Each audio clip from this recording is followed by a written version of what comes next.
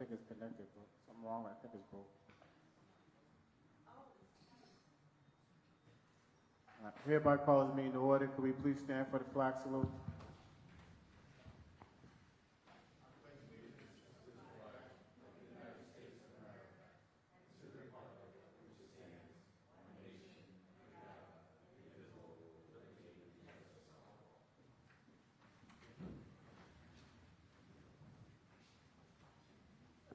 Statement of public notice, Madam Clerk.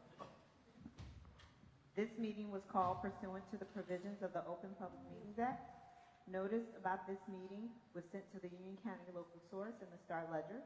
In addition, copies of the notice were posted on the bulletin board in the municipal building and filed in the office of the township clerk. Notices on the bulletin board have remained continuously posted. Proper notice having been given, the township clerk shall include this statement in the minutes of this meeting. Madam Clerk, roll call.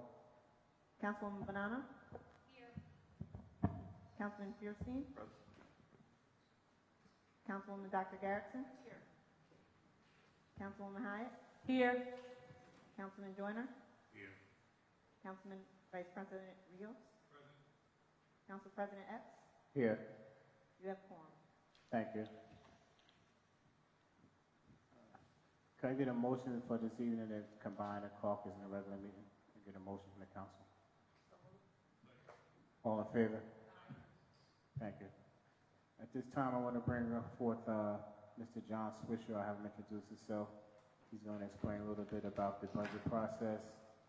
I'll let him know he'll tell us what his role is. And there's some questions about the COLA ordinance. And I wanted to talk about the COLA ordinance as well. Mr. Swisher, introduce yourself and the time. Is that mic bad?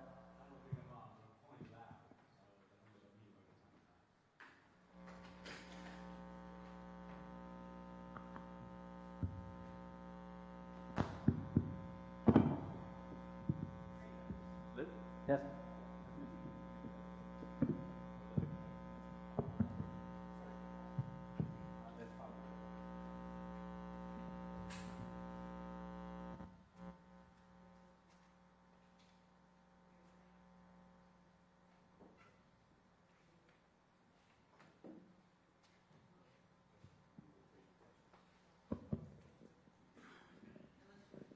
Well, this is a little awkward.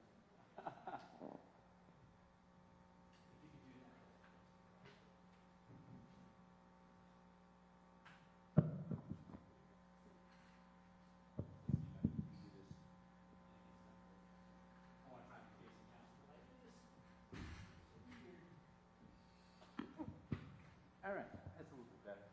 I am John Swisher. I'm a partner with Suffolk Cleaning Company. We are the independent auditors for the township. It's important to define my role here tonight because I am not in any kind of position to give you any kind of management decisions. I can't make a management decision when it comes to the work that I do for the budget. I tell you what the rules are, and the council is the one that decides on and everything.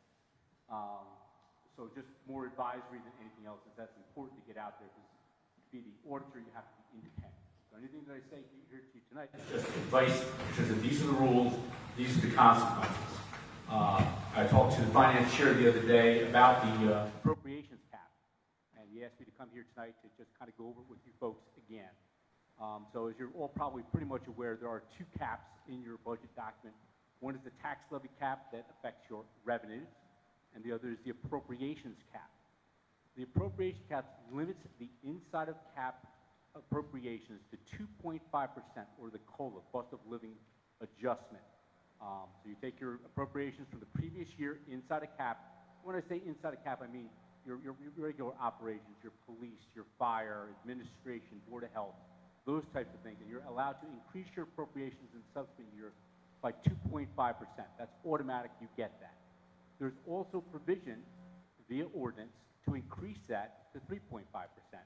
That's the ordinance that in the past the township has passed, and that allows you to increase your appropriations inside a cap again by 3.5%.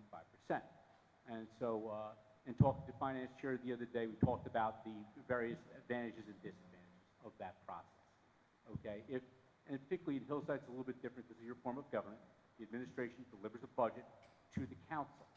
Once the budget's in the council's hands, the council can pretty much do what they want with that budget, either prior to introduction or after introduction and before the public hearing. Okay? So the example I kind of talked about is if you do not pass the COLA ordinance, you're stuck at 2.5%. There's no wiggle room whatsoever. And if you pass the COLA ordinance for the additional 1% and you don't use it, you get to bank it for 2 years. Okay, so that's kind of important. I.e., if they gave you $100 to spend and you didn't spend $20 and you went to 3.5%, that $20 is banked for 2 subsequent years. After the second year, it expires. So what it does by doing this is it gives you flexibility going forward. Okay, and it's also important to note that, you know, regardless of whether you pass it or not, if you go to the 3.5% and the budget comes in and you want to cut it back to 2.5%, you can do that as council. Once you get the administration's budget, you have the opportunity either prior to the introduction or in between introduction and the public hearing to basically cut it to whatever you want to do. So that's basically the underlying principle of the rules that govern this particular, you know, element of the budget process. But I'll stop here, and maybe there's some questions from the folks that can answer.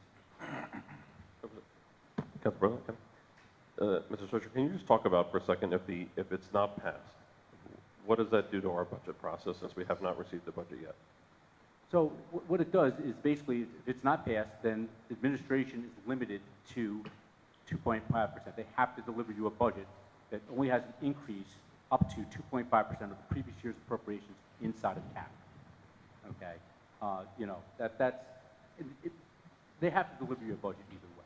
Okay, so right now you don't have it, so the budget really is at 2.5% until further notice. Bearing in mind again that you have to introduce the ordinance prior to introduction of the budget. Okay, if you follow that for a second. So that if you guys decide, you have to do that prior to introduction. You can't do it after introduction. Once it's introduced, then you're done for the year, and you lose out on that 1% banking ability in the future. So if I could summarize from our conversation last time, just correct me if I'm wrong. Sure. The benefit of approving it is that for future years, if you need to use it, you can. Correct. The advantage of not passing it would be that the onus to get a budget has to stay within that 2.5%. That onus is then on the administration, not on the council to provide further cuts. The administration would have to deliver a budget that was within 2.5%. Correct. But if we approved it, they would have an extra 1% to present a budget that's 1% higher. Once again, and the CFO and I spoke about this earlier today. You're supposed to deliver the budget by February 20th. We're a little bit behind on that, obviously, from the administration. Okay, that's when the division under your form of government, they're supposed to deliver it to you by that date. Okay, we're past that date already. February 28th. Okay. And so, you know, basically, they're waiting for instruction as to what kind of budget they should deliver to you, which I certainly understand. Okay, so you're going to either say, listen, we're not passing it, you need a budget, and that's just the way that it is, and they have to deliver that budget to you with a 2.5%, maximum of a 2.5% increase in the appropriations inside a cap. Or you can instruct them, hey, listen, we're going to do this ordinance, and then they would give you a budget that was under that cap, under the 3.5%. But and in your understanding, that there wouldn't be a situation where they couldn't present a budget either way, whether they were with the cap or without the cap. They're two separate issues. Okay, they're supposed to deliver a budget by the 28th. Okay, regardless of the cap. And if the cap has not been approved, in theory, they would deliver you a budget of 2.5%. Okay. That's my only question on this. I mean, I have other questions, but we can wait on this topic. I'm well. Good to see you back. And again, throughout this process, I'm available. Our offices are right up the street. I do not mind stopping in here to chat from time to time. As the budget is delivered, if you need my assistance in talking about it, I can guide you through the rules and regulations. Glenn's always been very good at giving, once the budget's ready, I look at it for the various rules and regulations, okay? I put it through that test first. For all the decisions on the budget, what's included in the budget, et cetera, lies with the council. Can I ask one other quick question then on this? Since we haven't had the budget yet, let's assume for a second that the budget's going to go up 6%. Okay? We're now 6 months into the year. Mm-hmm. Does that mean we're 3% increased for those 6 months, or not necessarily it applies? No, it's the whole year's budget, but the point that we've had historically here in the township, we've had the budgets that have been adopted later in the year. And what ends up happening is you incur the costs, you lose, once again, I go back to the term flexibility, okay? There was a year that we were very late. We were literally probably 3/4 of the way through the year. Well, how do you cut a budget that you've already spent the money? Okay, so as time elapses, it makes it more difficult to make cuts because you've already spent that money. Any other questions from the council? I think the finance chair did a good job. We've been talking about a lot of these issues. I think we've been very clear in identifying that it is not required that we receive one and the other. It doesn't have to go hand in hand, but it should be an independent decision. And I think that has not been necessarily conveyed to us, unfortunately, but we did clearly get that response today. So, and that has been a concern of the full council. So that's maybe a question. Would you have the information specifically of what percentage currently we are trending as far as, even if it's not the full year, but what percentage of increase have we had in this particular year so far? So I have not looked at the calendar year 25 record yet. We're going to be scheduling to come in to do the 24 audit, but I have not had any kind of access to the 25 historical activities to this date. So I don't have anything on it.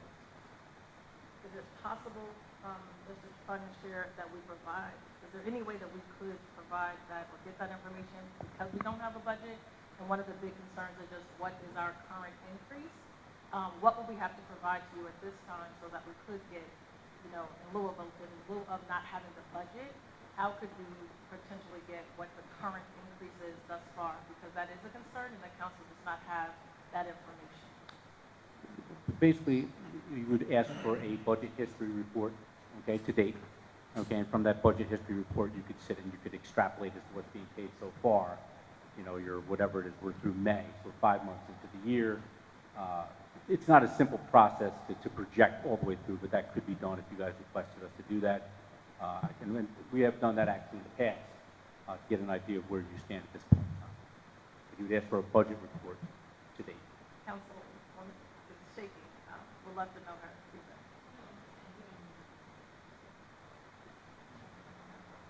Can you explain why this? Well, he's talking about extrapolating the numbers. You have 2 accountants on the council, and that's actually a function that the CFO should be able to handle. With that, Mr. Chair, or Mr. We ask our CFO as our policy. Glenn, is that something you can give to Mr. Swisher?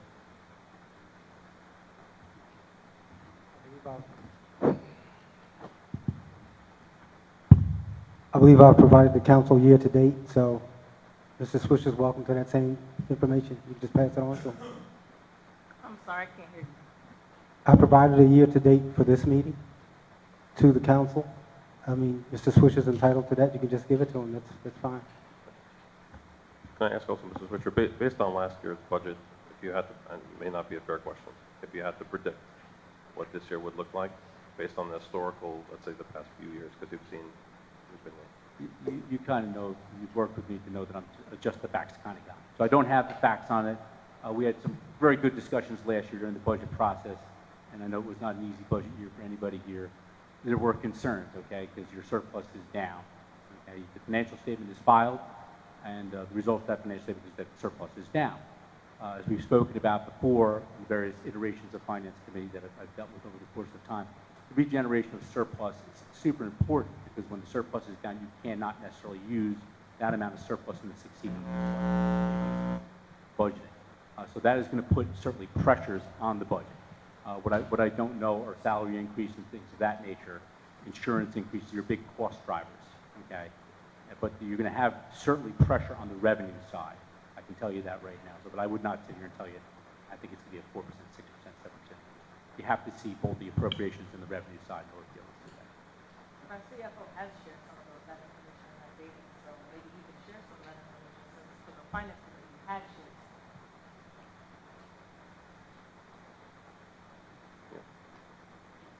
Mr. CFO, do you have anything to share regarding I believe I provided the Finance Committee with a document of the definite increases as far as insurance, joint meetings. You still have that document? I don't have it on me, but the payroll, the insurance Yes. were the biggest. Yes. So that, you have that Have it on information. you is the question. We know that we had, we're saying since the full council is here, would you happen to have that information? Right now, no, but it's been available for a week. I think I gave that to you 3 weeks ago. I didn't bring it up, but I won't say it was a couple percentage points from what I remember. Can you provide that tonight since you already have it 3 weeks ago? If you then provide that to the clerk and she can share with the full council? So we can either take a recess or. When we're in the executive session, I guess we can. Okay, that would be great. One other question for the auditor. Would you recommend, given that in the situation we're in, where we don't have the budget yet, and there's expenses that we're not sure we're going to incur yet, the voting practice for any projects coming up, would you recommend against that, since we don't know what this number looks like yet? Again, I'm going to be very careful because as I stated in my role as independent auditor, I can't tell you what to do. Again, I know that's kind of a frustrating answer. I don't mean to be that way, but my independence is sometimes been questioned here by certain individuals, and I'm very, very proud to say that we are independent. So I'm not going to answer that question, but certainly logic would dictate if you were concerned about something, you would be hesitant to do so. Until the budget's presented. Okay. Thank you. I actually have to co-sign that. This is what has been independent from the years that I've actually had to work with him on both sides. So I do agree that the question, I think he stated very upfront that he can't help with management decisions. That's why we have our mayor administration. And we do strive to work with the team so that we could make some of these decisions. But I think the conversation tonight is that we got some clarity, but that we can now, as a council, legislatively make some decisions. Any other questions for Mr. Swisher? Seeing none, Mr. Swisher, thank you for coming out this evening. Good to see everybody this evening. Thank you. Thank you.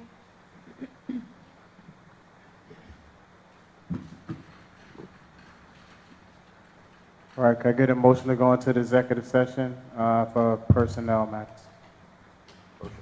Can I get a second? All in favor? Aye. Aye.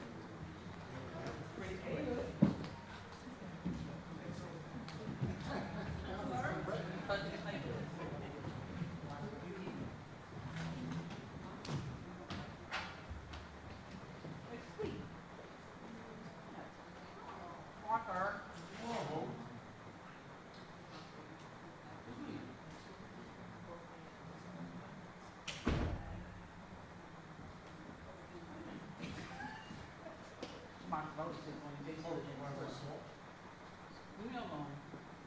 No, I didn't mind the salt.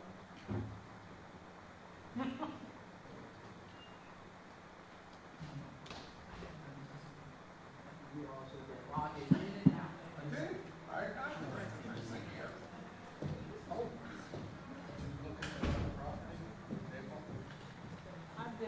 I did look at it. I know what it looks like. When is it coming before you go? I don't know if it's 14 or 16. There's a couple things coming in front of us. I mean, I just don't understand. Why didn't they just sell that to 1,600 Maples so they could have had parking for their tenants? Bro, it's been so much.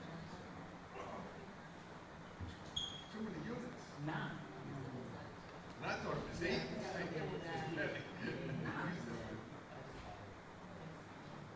I just don't understand it. I don't know how they plan on doing that. Maple, yeah. They want to put 9 units. To Oscar.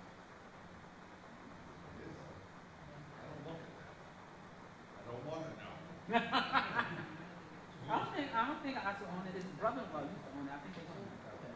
Alves. I think the Alves sold it. That was his brother-in-law, sister. No, it was Oscar. Oh, it was family. Well, they might have bought it together because Elena and Carlos was involved in Larry when they first started Larry.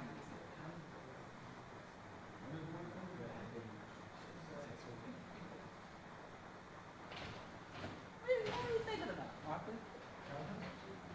They said, when they say townhouses or condos, they refer to it as a condo. No, I thought. Or did they say said townhouse? No, they said town. And we said maybe they meant condos. Condos, yeah. It's just like mine says condo, they're really townhouses. Where they going? Where are they going? Where? Where's the parking on the thing?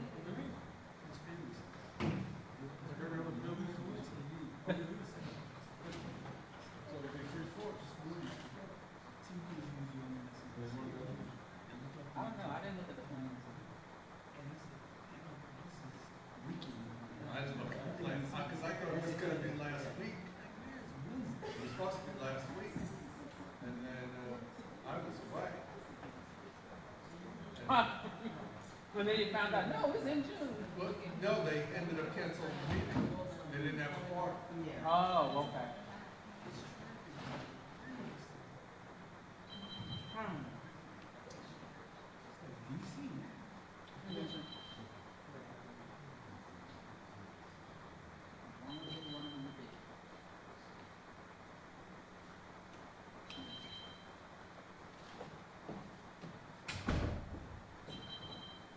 Oh, that's you.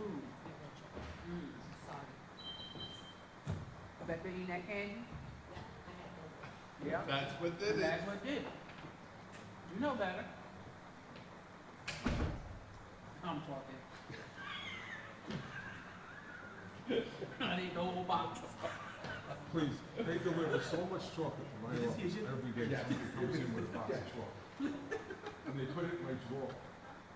But you need more Uh-huh. pieces. Oh, stop bringing me chocolate. Exactly.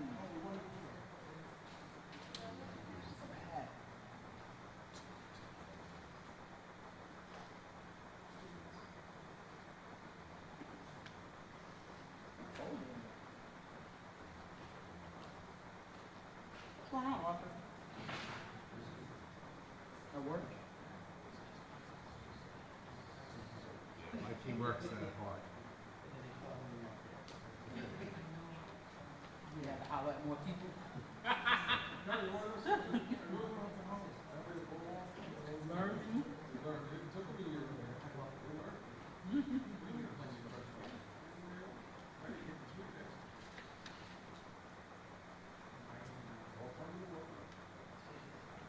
Doing the job. It's all you need. Have a it's all you ask for, right? Yeah, I don't do that.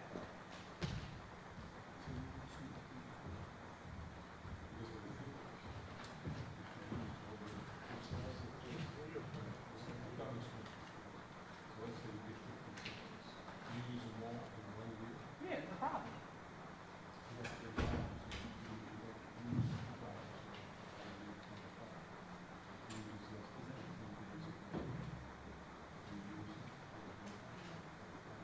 Yeah, make them pay that copay.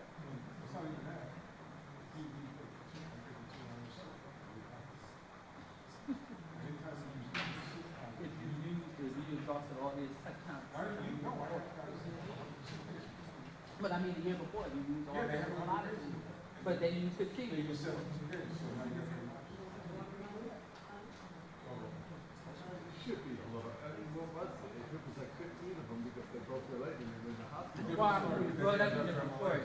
But you have people that just take a day off every month. It's just ridiculous. Or they'll take it off before a holiday, after a holiday. Like, come on, are you serious? All right, good.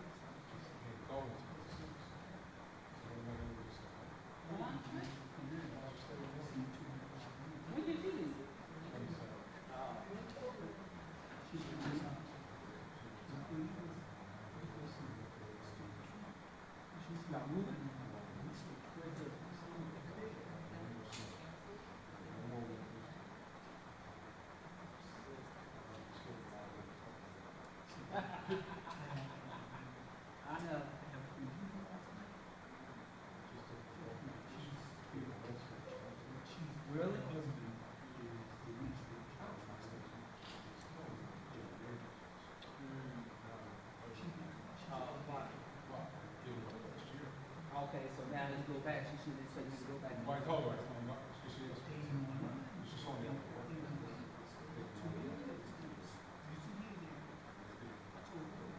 Oh, wow. Mine is enough.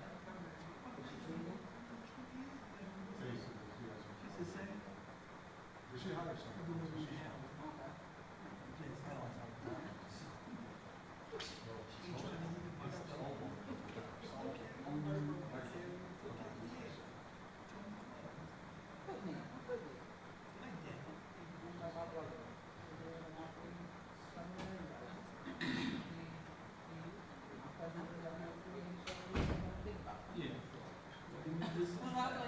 Well, my stall was pretty big, so what I do is when I come out of the driveway, and I go down the sidewalk, I can't turn it around. So I go all the way down 3 houses, where you have the bigger driveway, and I turn around and come back.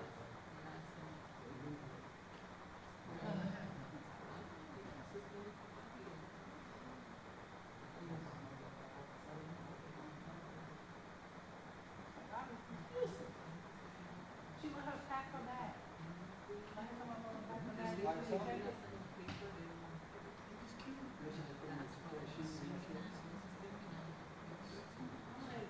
Hello.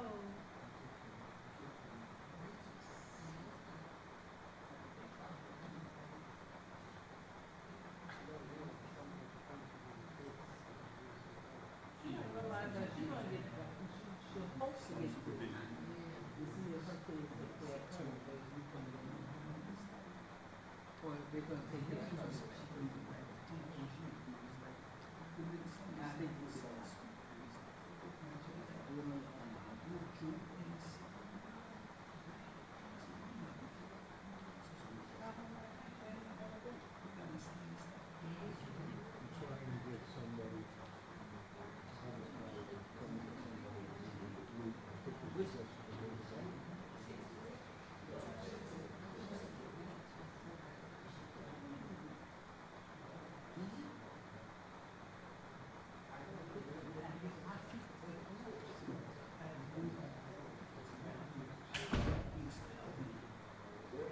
That's all it's in.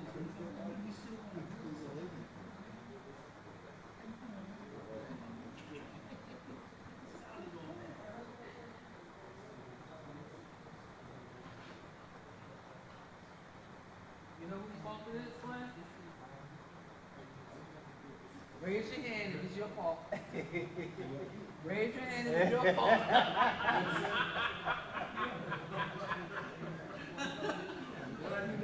Stand up if it's your fault.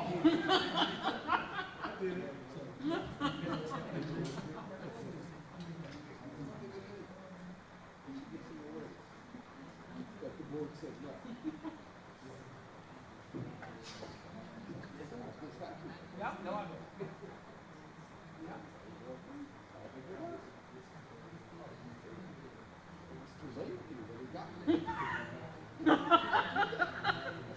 What did you? It was just more, wasn't it? He holds his board.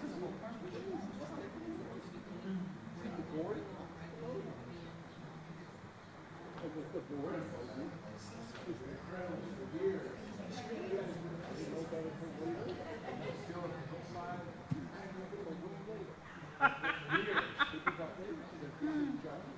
said she's gonna have to use our mic for public portion.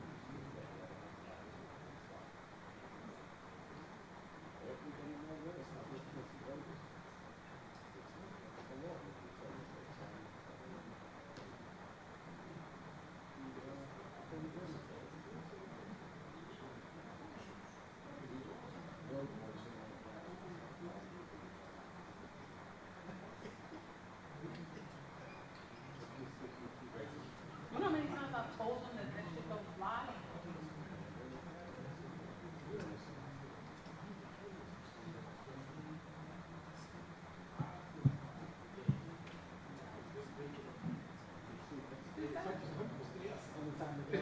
No, they had alert. They had alert from the phone and shit.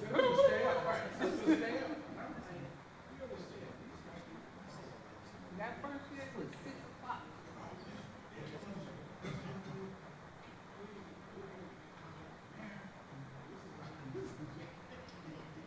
Like a pig.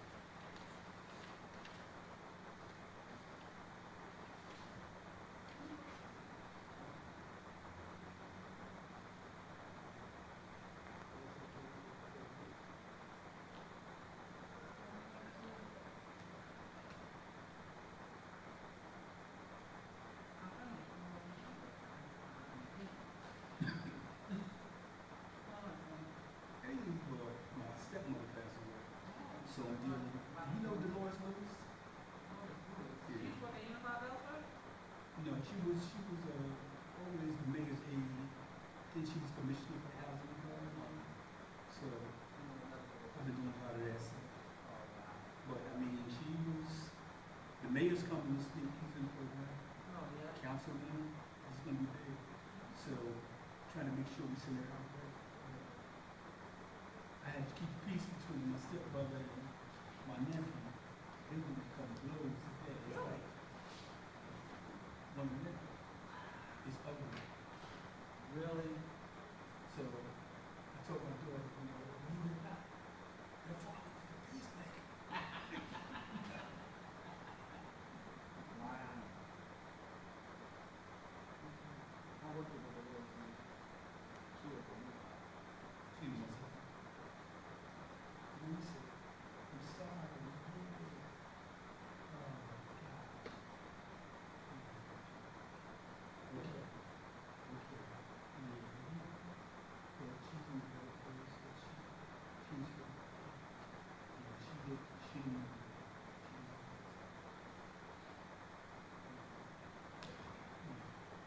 So, maybe things we said before, it's going to be at the scene. Yes, yeah, yeah. And so we got the review from Nato, and it looks like, we see how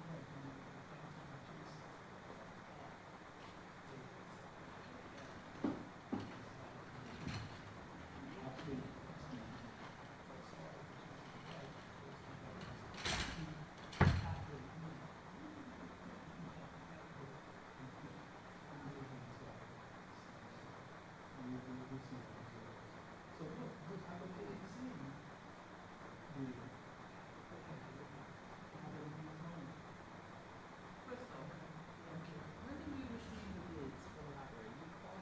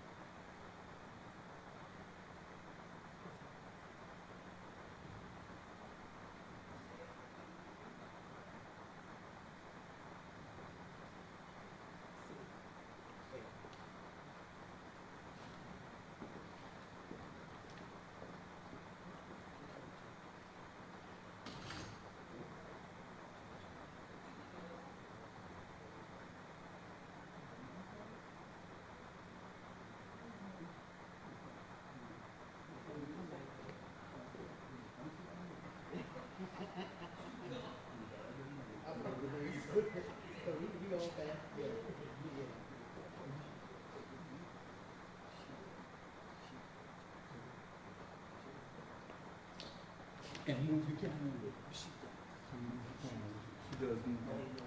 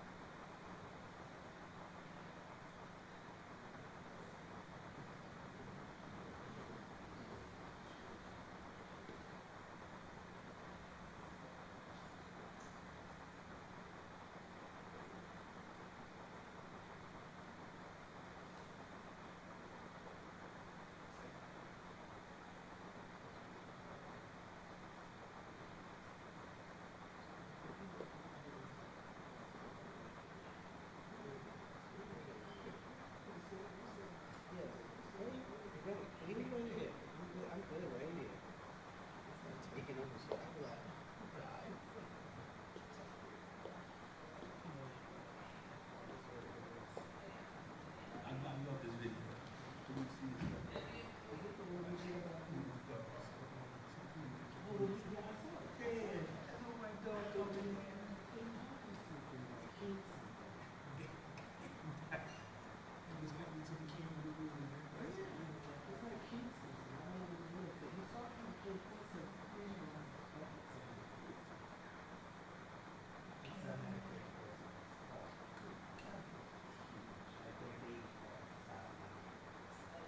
See, have you seen it?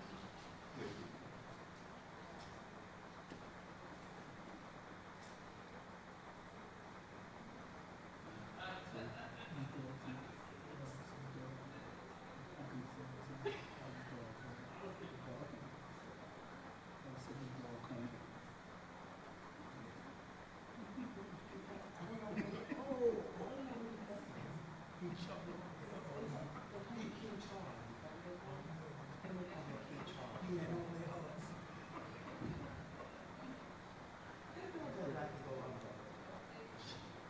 That's my school colors, my high school colors.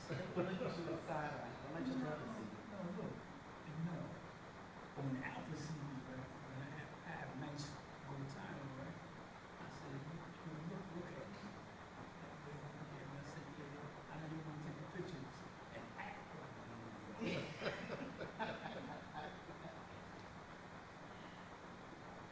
Your son is such a gentleman.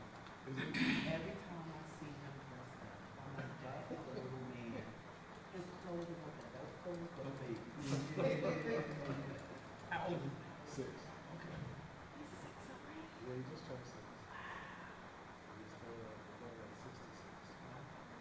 That's not a fly. She doesn't like he grown up, so. I mean, he's just so. Tell Steve Harris to mind his business. I was like, He's like a little bitty thing. He's so cute.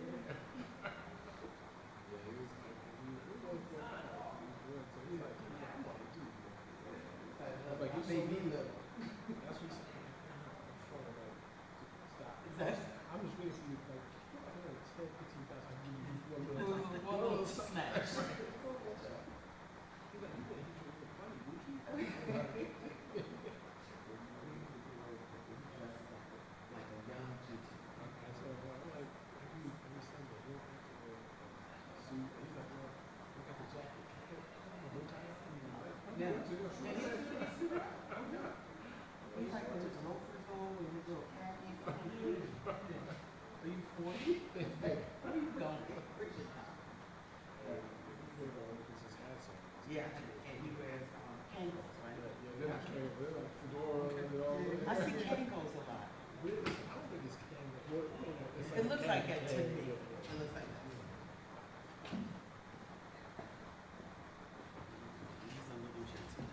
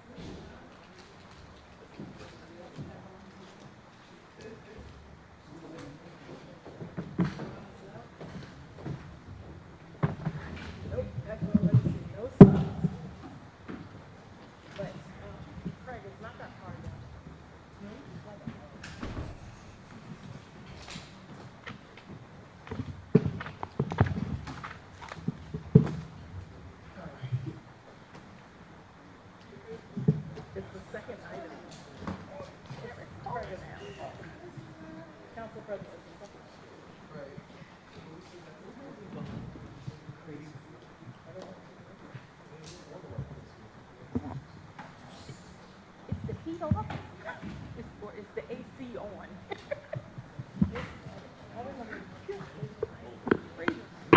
What's my chair?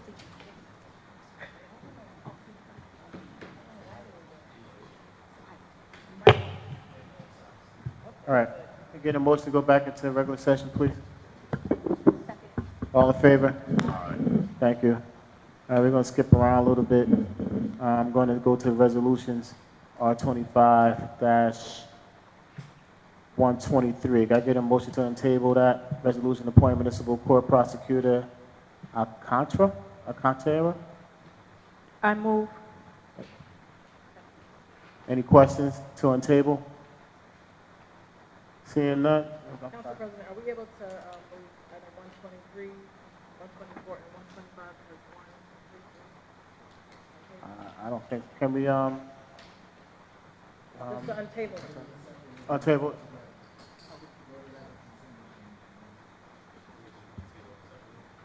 Yeah. And we're going to table separately, might as well just go through, yeah. All right, we're on table, it's been, we got to vote, motion to untable for our contract. Madam Clerk? Yes. Fierstein? Yes. Garrettson? Yes. Hyatt? Yes. Joyner? Yes. Vice President Rios? Council President Epps? Yes. Carried. Motion to approve resolution appointing municipal court prosecutor Alcantara, R25-123. Can I get a motion? I move. Any questions from council? Seeing none, Madam Clerk, roll call. Banano? Yes. Fierstein? Yes. Garrettson? Yes. Hyatt? Yes. Joyner? Yes. Vice President Rios? Council President Epps? Yes. Carried. R25-124, motion to untable resolution appointing municipal court prosecutor Brown. Get a motion to untable. Second. Any questions from the council to untable? Seeing none, roll call to untable, please. Banano? Yes. Fierstein? Yes. Garrettson? Yes. Hyatt? Yes. Joyner? Yes. Vice President Rios?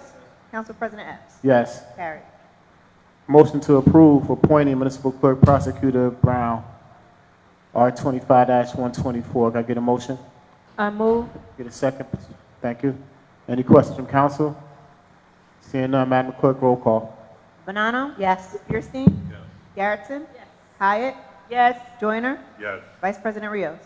Council President Epps? Yes. Carried. R25-131, resolution appointing Sam Manago as public defender. Can I get a motion? I move. Second. Any questions from council? Seeing none, roll call, Madam Clerk. Banano? Yes. Fierstein? Yes.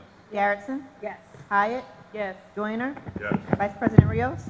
Council President Epps? Yes. Carried. All right, thank you. Thank you. Congratulations.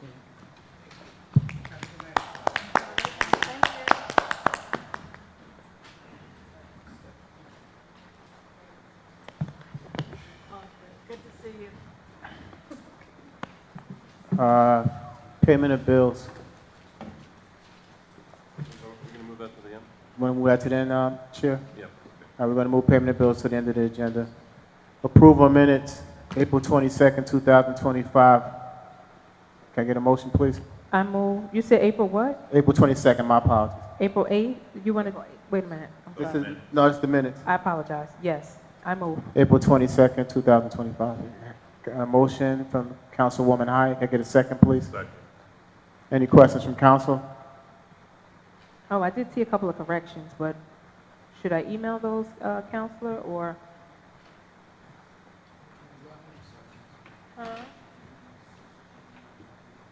Yes, Say that again, I'm sorry. You said I need to email them? Yes, I can't say I'm on the record, it was you my. can, you can. The word by, I think, is missing from one of the sentences. So I believe it was Mary Dawkins mentioned she needed the bills paid to ShopRite for $7,500 worth of gift cards. The statement is included in there, and I think the word to buy the $7,500 worth of gift cards is missing. The word buy. So can we move it with that statement? Okay. I'd like to move that as amended to include the word by. Thank you. Any other questions or concerns on the minutes from the council? Council VP Rios.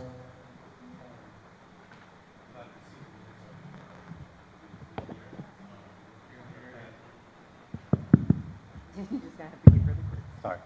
Is there a plan to address the prior minutes from other Yes. meetings? Now that I'm here, Brooke is focusing on doing minutes that I'm editing them. So Brooke prepares them initially and I go through to review. So we're going to go to the past meetings? No, we have to get up to date. You have Yeah. to approve all previous minutes. Oh, thank you. You're welcome.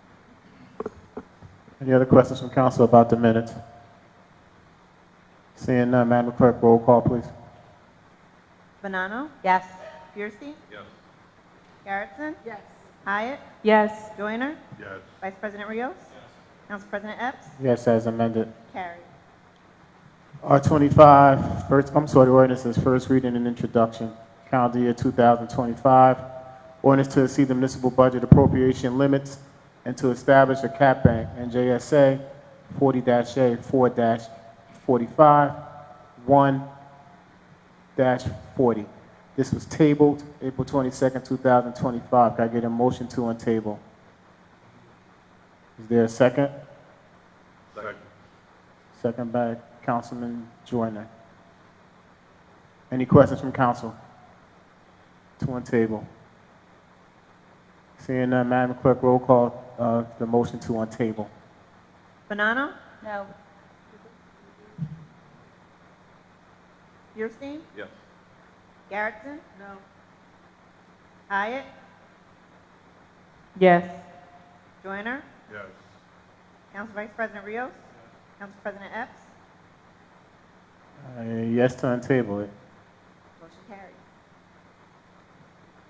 Ordinance to exceed the municipal budget appropriation limits and to establish the cap bank in JSA 40-A, 4-45, 1-40. Motion to accept this ordinance 25-11. Can I get a motion, please? In the first reading. Can I get a second? Second. Any questions from council? Yes, Council President, just an understanding from the auditor switcher today. It seems like this is not critical for us to get the budget, and therefore I would be in favor of voting this in. So noted. Any other questions or comments from the council? Council VP Rios. With respect to what Mr. Swisher said, Council does have the ability to control the budget, so if they choose not to use the 1% to see what the budget it looks like and give us flexibility not for this year, but for next year also, I would highly recommend to pass this ordinance. Thank you. Any other questions or comments from the council? Council President? Councilwoman Hyatt? Thank you. While statements have been made that are true in both regards, we must also be mindful that the council has not been able to control spending in this municipality as it relates to the budget in any of the 8 years that this administration has been in play.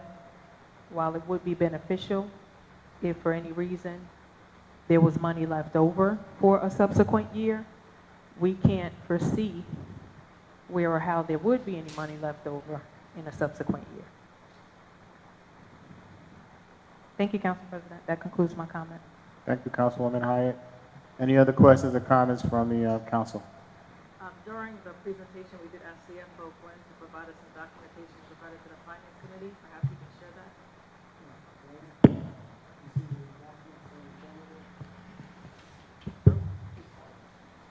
And when you tap it, we can.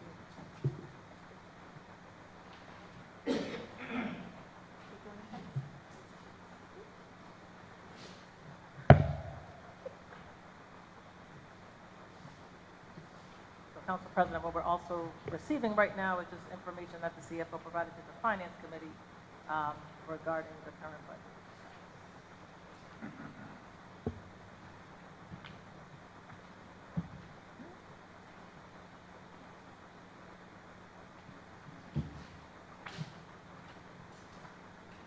Any questions? I'll give you a minute to look at it, but if you have any questions in reference to the document just received. Is there anything you guys want to add to what this is? Or any?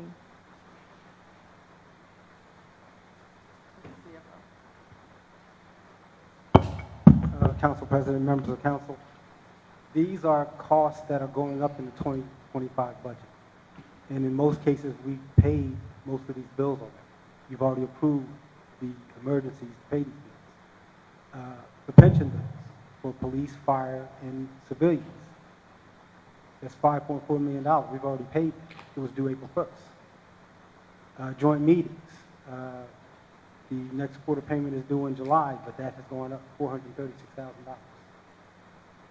That's a fixed cost. Can't be changed. The salaries for police, fire, and clerical are listed 2%, 2.5%, 7%. Those are fixed costs. The health costs. If you remember last year, we deferred 2 months of active employee bills. That's coming due this year. So that's why the big increase in health insurance. And the debt service is directly from the amortization schedule. And the only one that hasn't been paid is the note interest, which is due in December. But all these costs are fixed. So that's a $4 million increase over last year. I should have brought the other document, but I think we did talk about this at the Finance Committee. The bank that we're using from 2023, the $300,000 in appropriation cap, and the 1.4 million from 2024. We have to use that to compensate them. So we also need the COLA ordinance for this year. Because that's $4.2 million that's increased, and we've paid most of it. So, that's my pitch, Council. And I think what we were discussing, and certainly in the Finance Committee have noted, it looks like on this sheet alone, you're talking about 28% total increases, and very little revenue, if any, to offset this over the years. So the problem keeps growing every year. Of costs are going up for all these reasons: the pension, the payroll, the healthcare costs. And in the end, without revenue coming in, this will only keep going up, and 1% on this COLA is not going to save us. The hole is too deep for that. So I stick to my note here, and I know Councilman Hyde's point also. In an ideal world, if everything was running smoothly, we would pass it and use in subsequent years as we have in prior years. But with the last year's tax increase and with no foreseeable way out of this, just to keep extending the line of credit, if you will, to the tax and tax the residents, just seems like that to me I would be upset with that. So for me personally, we need to stop this with more than a Band-Aid, and we have to make the cuts where we have to make the cuts. My pitch. Any other questions or comments from the council? Yes, Council President. Oh, go ahead. You go first. I was just asking, we're talking about cuts, where would most of those cuts come from?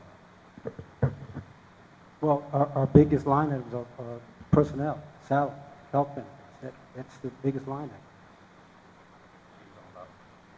Are you talking about letting people go then, if that's the case? It depends on how much the council wants to cut. Or the lack of revenue all these years. Well, and if you remember, I did give you another sheet that from 2010 forward, Yep. what the tax increases were or were not. So, we have to start somewhere. Unfortunately, we're in the ship, but we just don't give up and not do things that are standard practice because we don't agree with it. We have to move forward. And this is the best way to do it, in my opinion. So just to reiterate, the understanding from the auditor was that if we did pass the 1%, it would be council's obligation to find whatever cuts were necessary to manage the budget. If we didn't pass it, it's up to the administration to find how to manage the budget.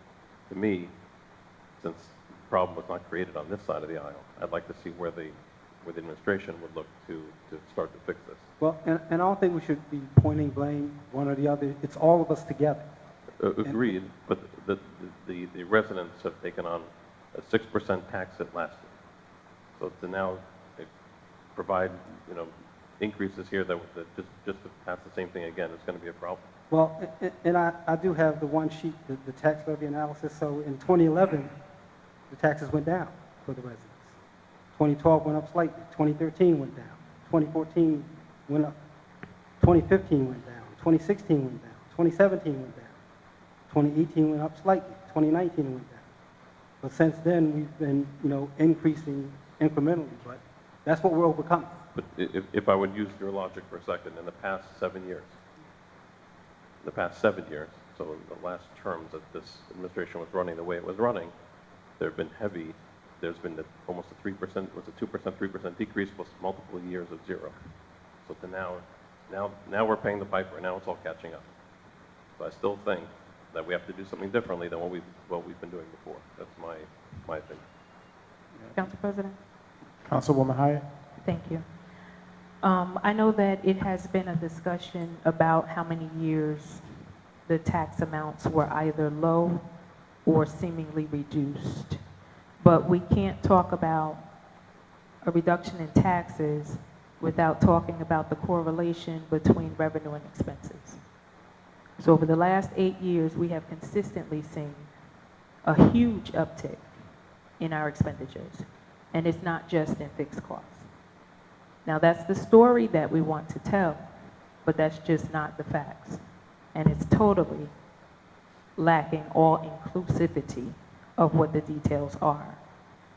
Looking at the numbers, even here, so at a point it was brought to our attention that 12 or 24 new hires or something took place within the administration. All of those were salaries. All of those were benefits. All of those have not been traced to a service to the public. So when we talk about tax increases or tax reductions, the years that we reduced the taxes, as we're speaking of now, we also reduced expenditure items. So things were in the budget that we were not going to spend for. For example, we had salaries in there to hire police officers, but the academies had already passed. So responsible budgeting took place in those years. The specifics related to why the taxes were reduced are clearly identifiable, and I can speak to them because I'm the one that cut the budget. So when we keep going back in the past and trying to rewrite what happened, you have people seated on this council that know the details about what happened, and the narrative doesn't match the facts. But what does match is the level to which we have increased our expenditures, and it's not all, nor only because the price of things have gone up. Some of it is bad business. Some of it is lack of skills. Some of it is hiring people at rates they shouldn't be hired at.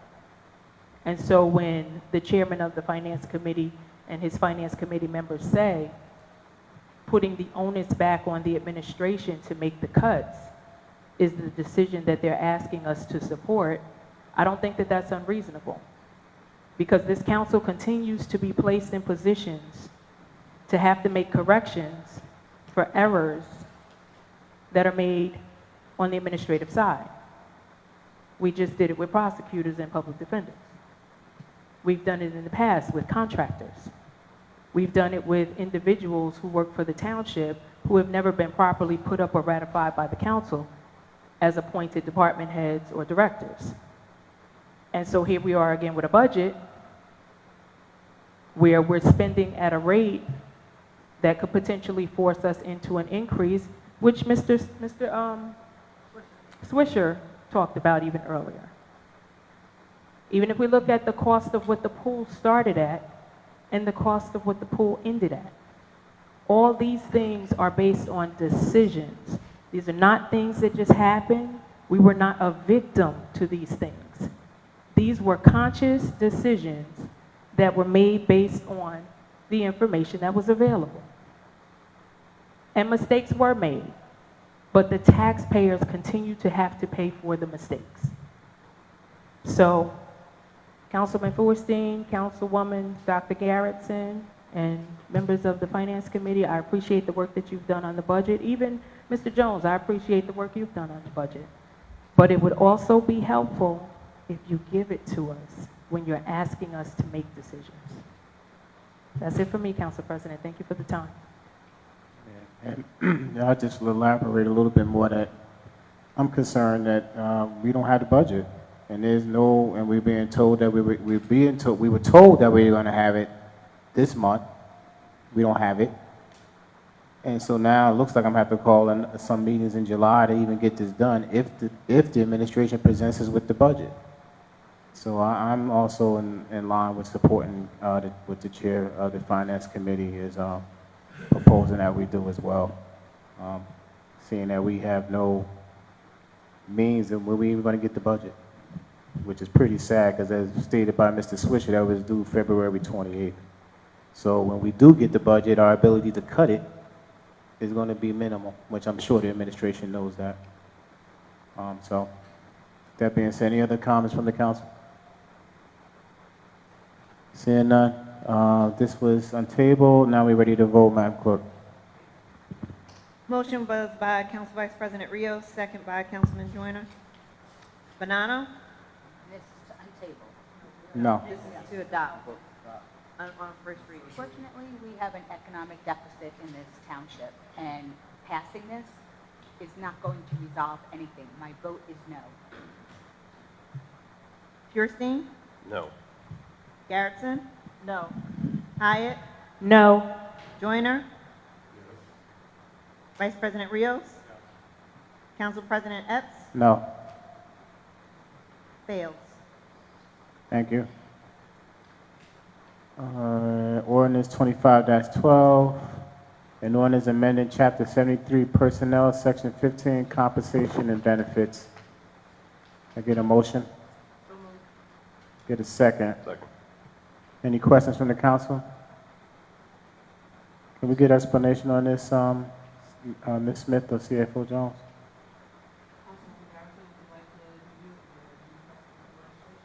So this particular legislation is to ensure that when employees take courses, that there is a requirement to either pay back and or to be able to utilize the services that they're going to. Any other questions from the council? Thank you, Councilwoman Dr. Guys. Any other questions from council? Seeing none, Madam Clerk, roll call. Banano? Yes. Feuerstein? Yes. Garrettson? Yes. Hyatt? Yes. Joyner? Vice President Rios? Yes. Council President Epps? Yes. Motion carries.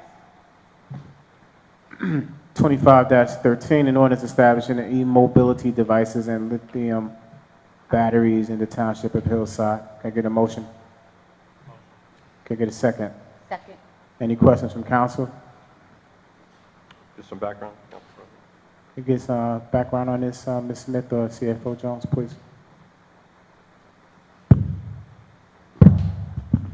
Fire Chief Carey requested this due to an uptake in fires involving e-bikes nationwide, presenting a significantly higher risk than typical residential and structural fires.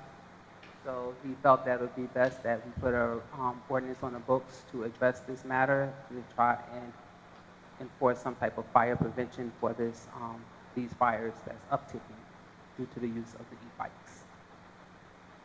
Thank you. Any other questions from council? Question? Councilwoman Bonanno? Are we collecting, or is the fire department collecting these batteries once the public or our residents are done with the e-bikes or the lithium batteries? Where do they dispose of them? I will have to, let me look through the ordinance.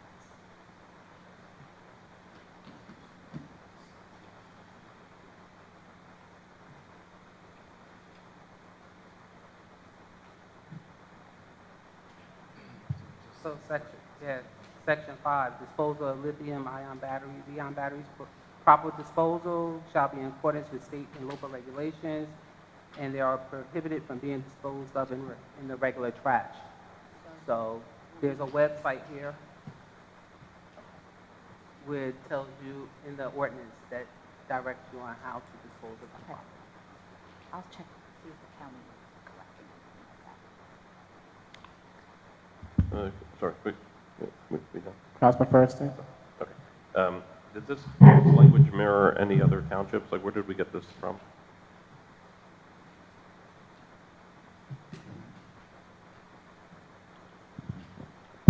Use the ordinance adopted in Perth Amboy as a template. Just to put a discussion, I mean, I'm fine with this, but just in terms of the violations, because they seem pretty hefty. And again, knowing that they are fire-related and potentially life safety issues. The first violation is $2,000. I don't know if we want to consider a lower amount for the first violation versus subsequent. Well, again, Councilman, again, it mirrored other municipal ordinances, number one, and number two, when you're dealing with this type of danger, I think it's an incentive to make sure that safety is primary concern. So that's why you set a high penalty at first, and then a graduating penalty for subsequent offenses. Beginning, you're deterring a very dangerous condition. Understood. I'm only worried that people are not going to know about this in time, and for a first violation, they might get hit pretty hard. But if you're okay with it, and if the council body wants to do it, Isn't this the first reading? Yes, it's the first reading. The only question I have, Council President, is for, Just to continue with the response, Councilman, again, as you read in the ordinance, it just say up to $2,000. So there is discretion there, but it is up to $2,000. And again, that is, I think, a significant incentive to adhere to the proposed law. thank you. so my only question or comment would be for ordinances such as this, is it possible to include, this might be for the clerk, which department would be administering, or which one it's coming from? This one specifically is fire, so we can indicate that in language in some way. That would be helpful as well. So noted. Any other questions or comments from council? The first reading. Madam Clerk, roll call. Banano? Yes. Fierstein? Yes. Garrettson? Yes. Hyatt? Yes. Joyner? Yes. Council Vice President Rios? Yes. Council President Epps? Yes. Carried. Resolutions R25-074, authorizing the Township of Hillside to join the ACR Health Insurance Fund. It's a motion to untable this. This was tabled March 25th, 2025. Is there a motion to untable? Second. Any questions from the council to untable? Seeing none, Madam Clerk, roll call to untable. Banano? Yes. Fierstein? Yes. Garrettson? Yes. Hyatt? Yes. Joyner? Yes. Council Vice President Rios? Yes. Council President Epps? Yes to untable. Carried. Motion authorizing the Township of Hillside to join the ACR Health Insurance Fund. I get a motion. I move. Who said, got a second? I'll second. All right, any questions from the council?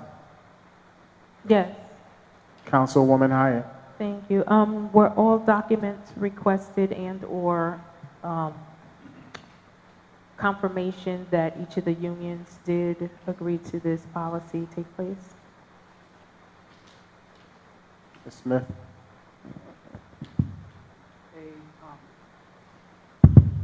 A session was, information session was held this past Friday.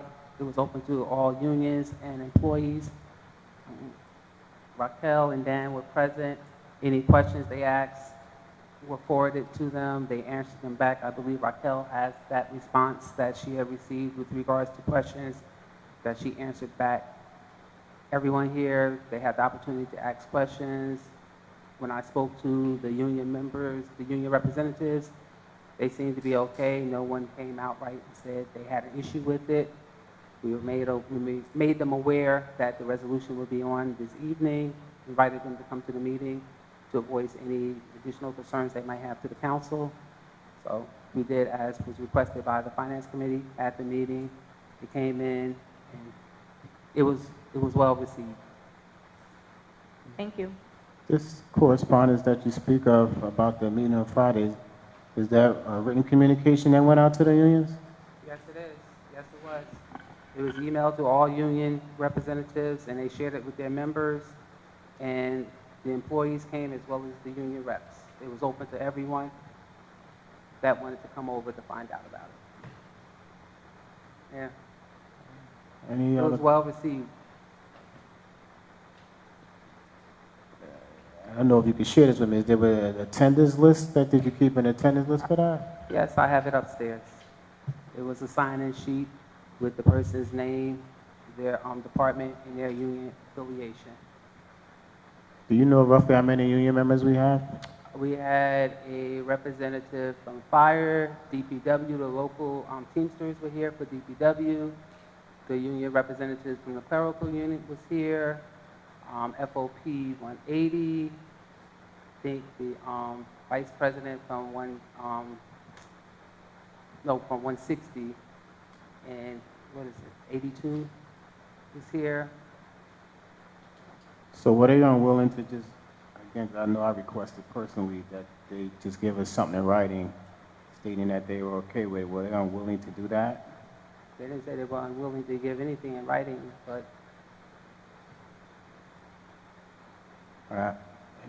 Any other questions from the council? Just to follow up to what you said, you asked that it be given in writing? Did the administration convey, do you know if did the administration convey that request to the union reps? yes, I spoke to them myself personally and asked them if you would please email me, let me know that you're okay with it. They didn't email anything. If they had any problems, I said email me so we can address it. I didn't receive any email stating that they had issues. Like I said, any questions they had, they sent it to the HR coordinator. She shared it with the broker. They answered it. I know the FMBA, Shelton Gibbs, who was here at the first meeting, I spoke to him, and he had some questions. He had already spoken to Lou, given him his email address, and they were corresponding. So again, Raquel was here, Dan was here, I was in and out, CFO Jones was here. They can make you all aware of the type of questions that were asked and the receptiveness of it by the employees and the union reps. Yeah, I'm going to invite them up in a second, but I just wanted to be clear what I was asking for, and I'm still uneasy because I didn't get it. Well, I know you said that union reps were speaking to you. Did they reach out to you after they met with us? No, they didn't. So I still don't know if they're on board with it or not because they haven't reached out to me. And I know at least one council member up here today said a couple of them reached out to him and saying that they weren't on board with it. I don't know if he wishes to speak on that or not, but again, I'm concerned. I still have my concerns. Any other questions from the council? Yes, Council President. Councilman Joyner. The council member with me, I had like 5 calls, and they said they're not satisfied with it yet. So they was like, don't vote on it. So they said the unions reps still had questions, so that's why I'm a little uneasy with it as well. You can address your concerns to the representatives, because again, she made me aware that questions were sent to her, and she responded back to them. But again, this is not something where not is a equal or better to plan. So the union's approval is not required for this. It's typically, we're just changing our broker. We're still using the same health insurance coverage. If you don't want to go into the new plan, the 2035, where there's more savings, you don't. You continue to have what you already have. We're not changing anyone's benefits. Any other questions from the council? I just want to make a comment that the Finance Committee has been very involved in this conversation. We encourage the administration to invite the unions because of the question that you posed, which was to have something in writing. We did not receive anything back in writing. They did have a meeting. We are aware that there were some questions. It appears that there were some unions that were easy, not uneasy with this particular plan.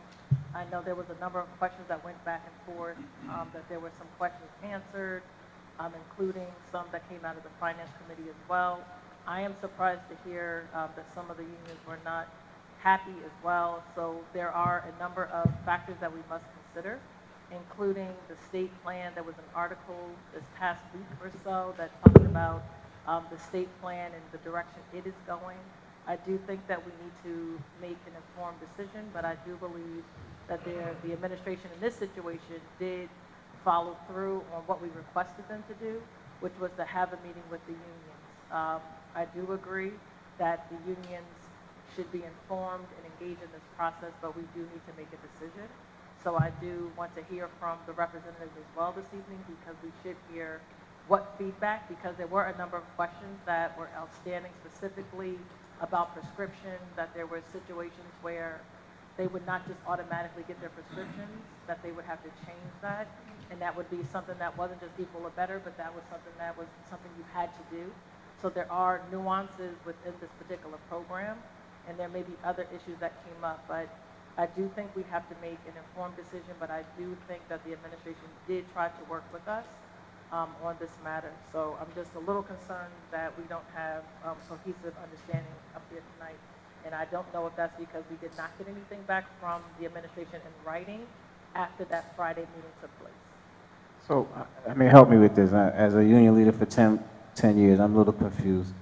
How many unions do we currently have in the township, Ms. Smith? And can you go by, like, because fire has more than one. You just said fire. Clerical, Local 2255, DPW, represented by the Teamsters Union now. Both of their unions, or DPW only has one union. the supervisors? They're in there, they've always been under the same contract. So DPW.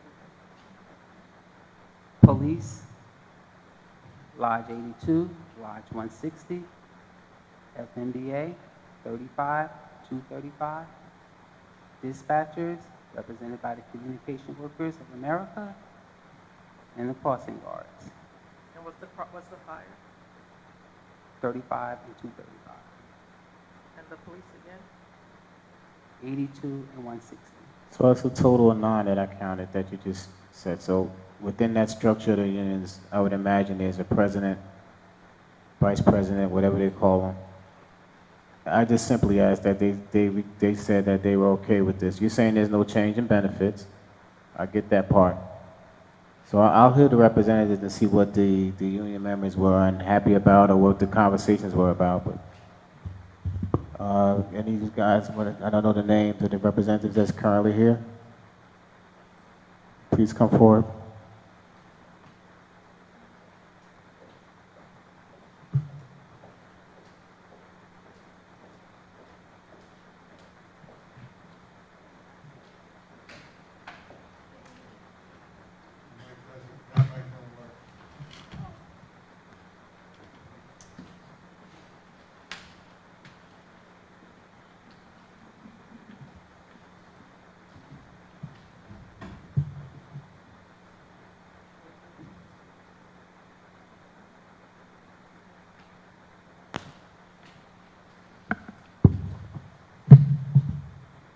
Good evening. My name is Raquel Cagley. I'm the Senior Vice President for Alamo Insurance Group, Employee Benefits Division, and this evening I have with me Dan. Good evening, everyone. My name is Dan Henry. I'm with Acrashore, serving as the administrator of this health insurance fund that we're working with Raquel and the township on. So could you just brief us on what questions and concerns that some of the union members share with you during your presentation, then, please? Sure. So a lot of the questions were due to, as you guys had just mentioned, right? The network, equal to or better than, plan designs, things of that nature. We did get into the prescription drug situations, as well as what it would look like for those with, for instance, accumulators, deductibles, co-insurance, things of that nature. If you'd like, I can touch on the prescription drug as well to kind of where that went. So it's not so much with our program specifically, it's kind of something that would happen with any carrier if you were to go to anybody else, in that each carrier has their own clinical team that likes to look at all of the approvals, authorizations, and what may be. That's no different with us in Horizon. So when we're going out talking to everybody about this health insurance fund, we want to make note of that up front so everybody is not surprised, when that comes in the fact of, if you're on a medication right now, it's usually more expensive, brand, higher end drugs. There was a prior authorization your doctor had to submit to Optum, which is the state health benefits plan's prescription drug. that authorization needs to be filed with Horizon should the move be made over to the health insurance fund. So we notified everybody of that. And also the other piece to that would be mail order medications, same thing. Those maintenance medications are 3-month supplies. Each carrier's clinical team likes to review that with their own kind of guidelines. So those scripts would have to be refiled by the provider to Horizon as well. Now how that's handled, one, Horizon sending letters out to the providers as well as the members regarding that stuff.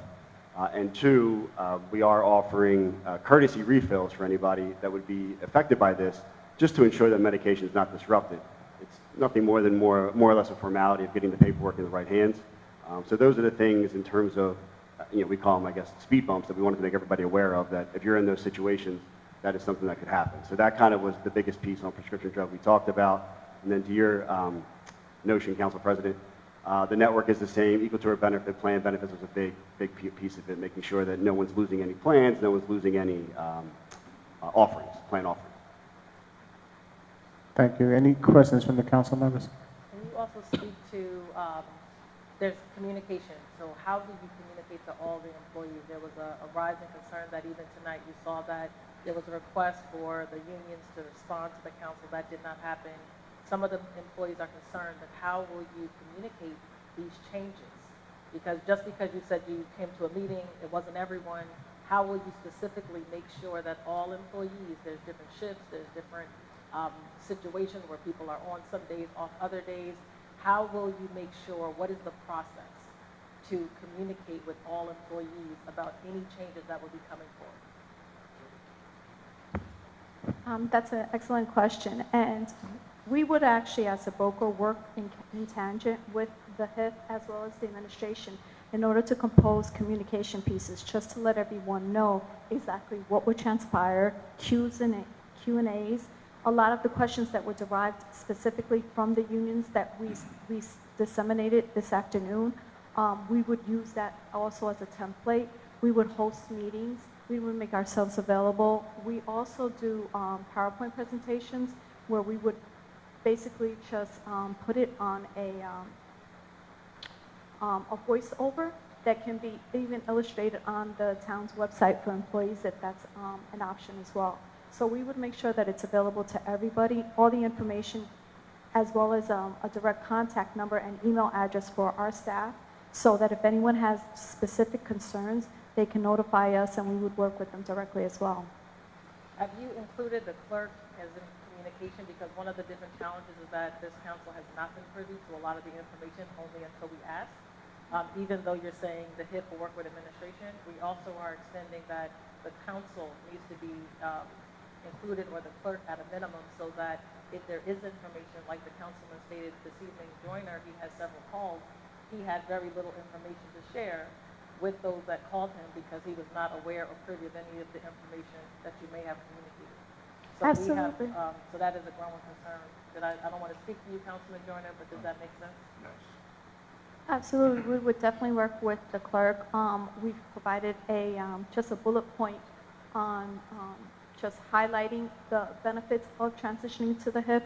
We would work with the clerk, provide that information to anyone. I mean, I can email each one of you directly with all the information that we've already disseminated as well, just to ensure that everyone has that information, and also provide my personal phone number so that if something does arise, our goal is to ensure that not everyone understands the plan, and if anyone has a concern, that we're able to address it and assist them through the process. So at a minimum with you, have the union leaders opted in by signing an agreement with you? Let's just say the fire department, for instance, saying that we like this program, we're going to, our union is all in. Did anybody sign anything stating from the union stating that they were in, they opted into the program?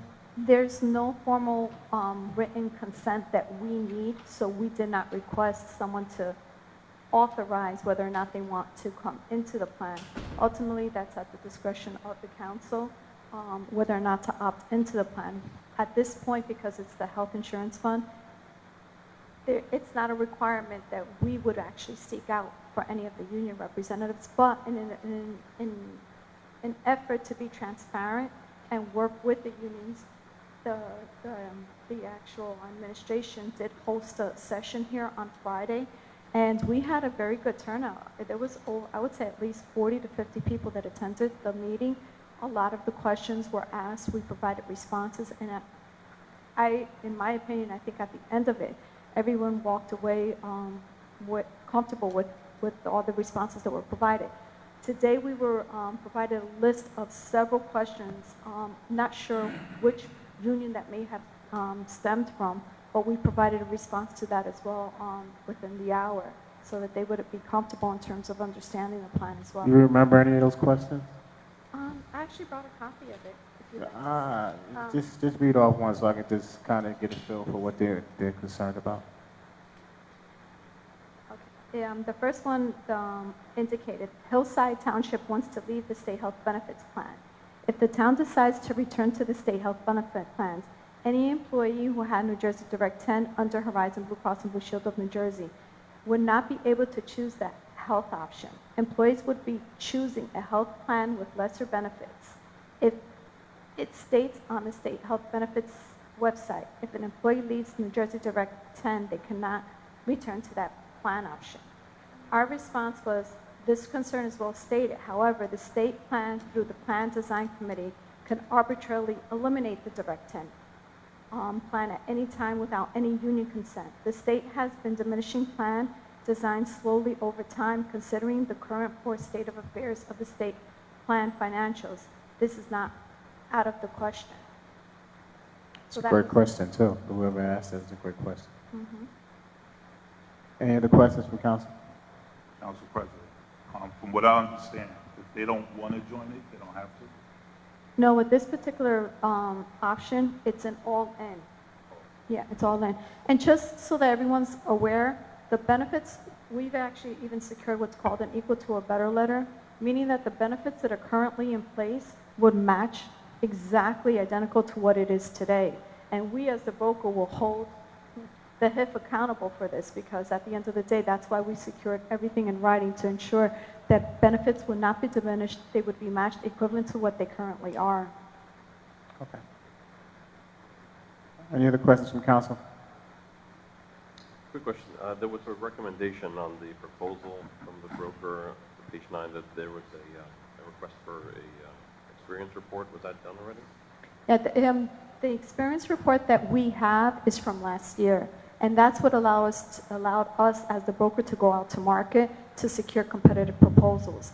If this does not pass this evening, we would have to go back out to secure updated proposals, but at that time, the town itself, we don't know what the outcome of that's going to be. And if the experience comes back and it's diminished or it's no longer viable, that will limit the township's ability to secure any other insurance outside of the health insurance fund, because the direct market would decline to quote. Okay, appreciate it, thank you. On page 15, there was a mention that this HIP is the 9th HIP in the public entity market space and fairly new, if I'm understanding correctly. Were other HIPs competitive with this HIP?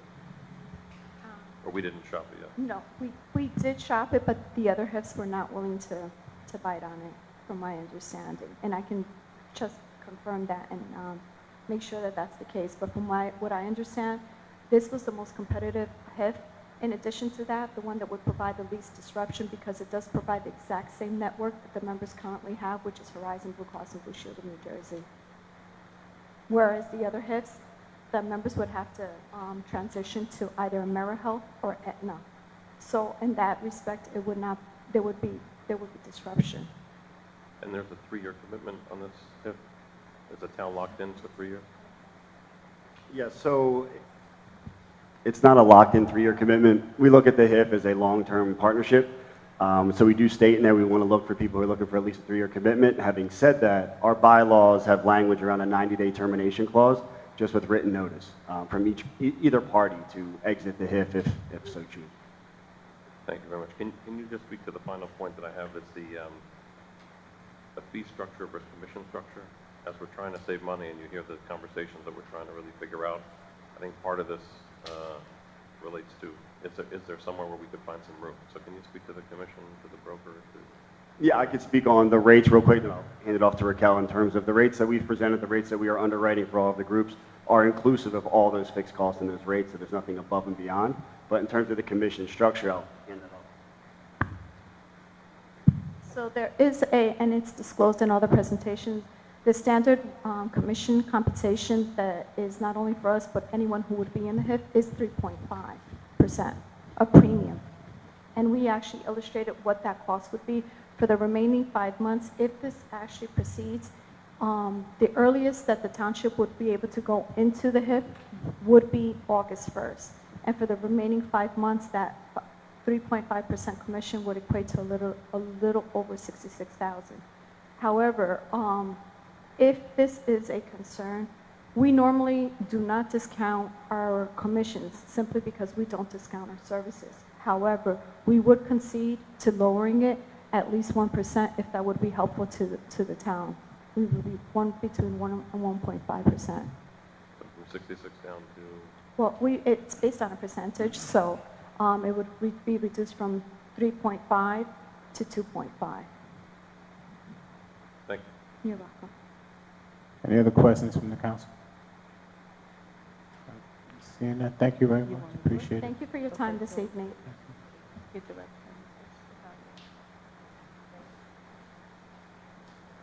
Just a point of discussion for the council members. Like Dr. Garrison mentioned, the healthcare costs are going up in the state health benefit plan. It is going to be onerous for the town. Having done this a little bit on the other side of things, the equal to or benefit, the equal to or better than clause is what is the gold standard when you're negotiating with the unions, meaning once you have that letter, they have to abide by it, and that's usually how things work, and I've personally been successful with that here in town the last time we went to save money. The unions at the time had bought into it, and things have changed over time, but with that in mind, I think if we don't do this, we're going to have a problem come January time for the healthcare renewal, which we know is going to be astronomical. The state health benefit plan will have all the bad groups that have stayed in it, so their loss ratio is going to be enormous. The costs are going to be big, and it ebbs and flows over years. So I do think we have to do this, and I want to say I appreciate the fact that they're going to work with us on the commission. That's helpful. So I would be for it. Okay. The question I have is, are we, and I guess this, I don't know if this is to the clerk or to our counselor, modifying the commission or even having a discussion about the modification of the commission, is that something we can do alongside of, with, or separate and apart from the resolution that's before us? Or do we need to have an entirely new resolution in order to proceed? I guess because my question typically leans on, leans on, like what specifically, are we voting on a contract as is? So I don't know what was presented to the governing body for consideration, but if it's a material change, then it would have to be resubmitted. So I don't know what was presented to you for consideration.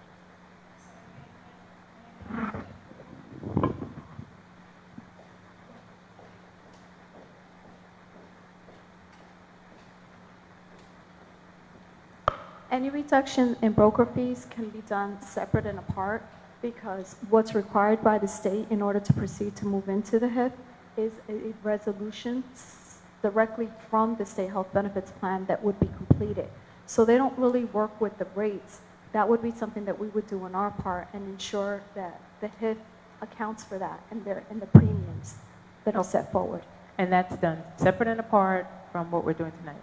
Correct. So tonight we're just authorizing the change from one to the other? Correct. Okay. Thank you so much. You're very welcome. And just to Councilman Bernstein's point, which was a very good and valid point, I just didn't bring it up just out of respect of everybody's time. But inclusive in the packets that we brought forward and we also discussed is what the Aon mid-year review came in, what their projected rate increases for the state health benefits plan next year, and it's double digits. Especially with the prescription program, they're projected to be over a 20% increase. So we just brought that information if anybody would like to see it, their report. You have it with you? Okay, can you share that with the clerk? Do you have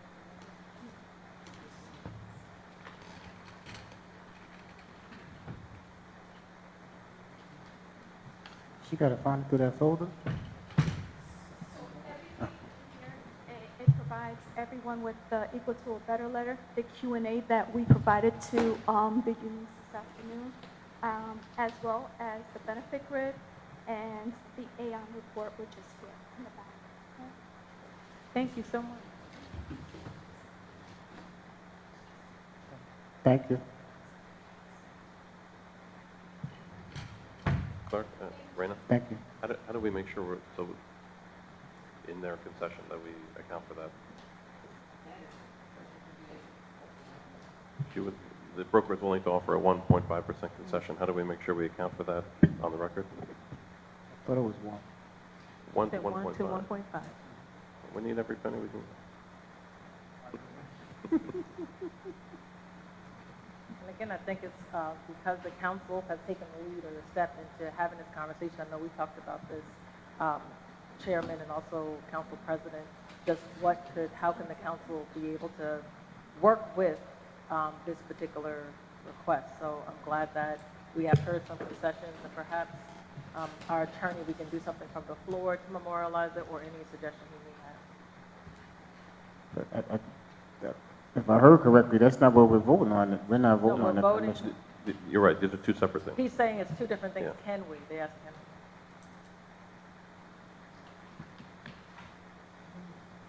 The question came from there. They said, can we memorialize the concession?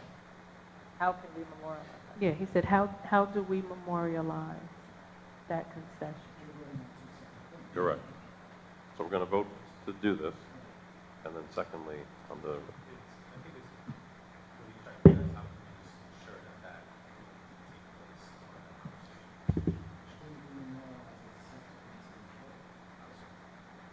I think you do it first. I think you do it first. that's probably true. But I'm not an attorney. Pay me no attention. How would you memorialize it? Is this... Right. Right.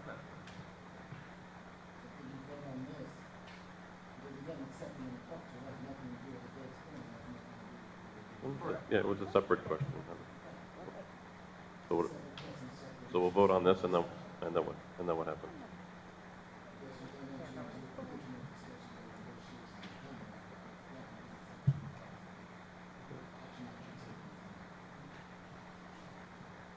Is it enough that it's on the record? Is it enough that it's on the record?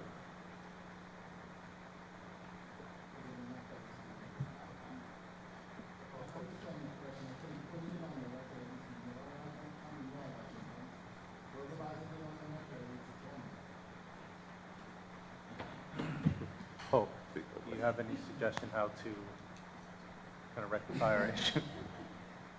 Are we in the table? So she mentioned the commission,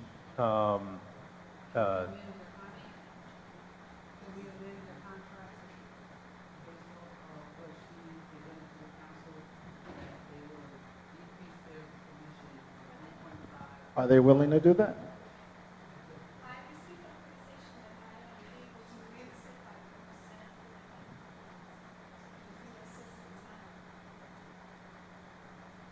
It's on the record. That's it. Okay, if you're good with it, I'm good with it. Don't make On the sure record. I'm doing it right. If both parties are in agreement, it's on the record. are we in agreement? You put that on record? Okay, there you go. There you go. Okay. Good, thank you. So,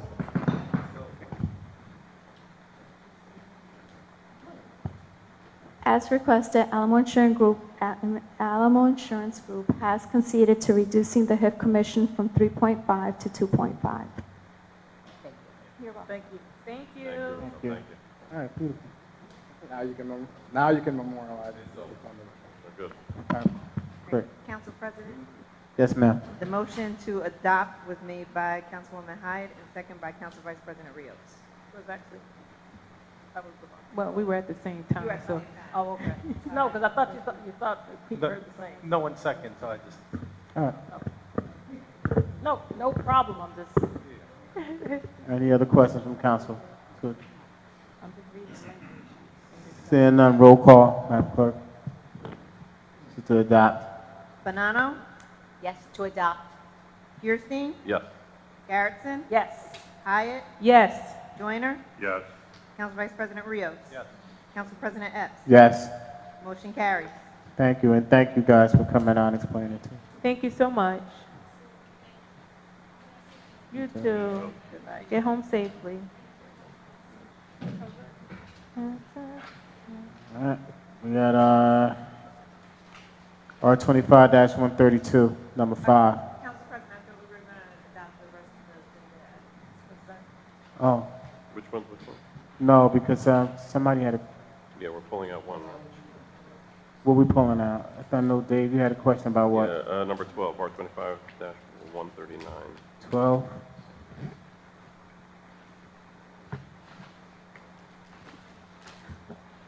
Wait, what, do we just have to consent agenda? Yeah. You want to go up to that one? Yeah. Take out, if you're, whatever you're going to take out, that the remaining resolution, you can take out, and move the existing back as a Then I would take out also 148, right, the emergency temporary budget. Do we need to talk about 141 or that's okay? It's not that, let's just go through it. It's not that much. It's not, the biggest one we got right now is 132. We already did the prosecutors and the public defender. There's about 6 or 7 or 8 lines. It's not that much. R25-132.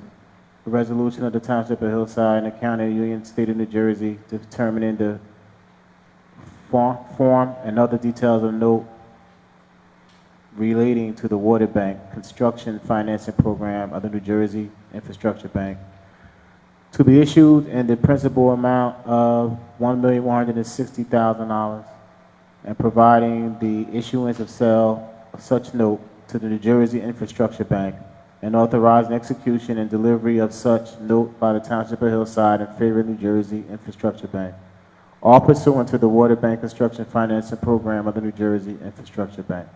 Can I get a motion? Motion. Get a second? Get a second? 132.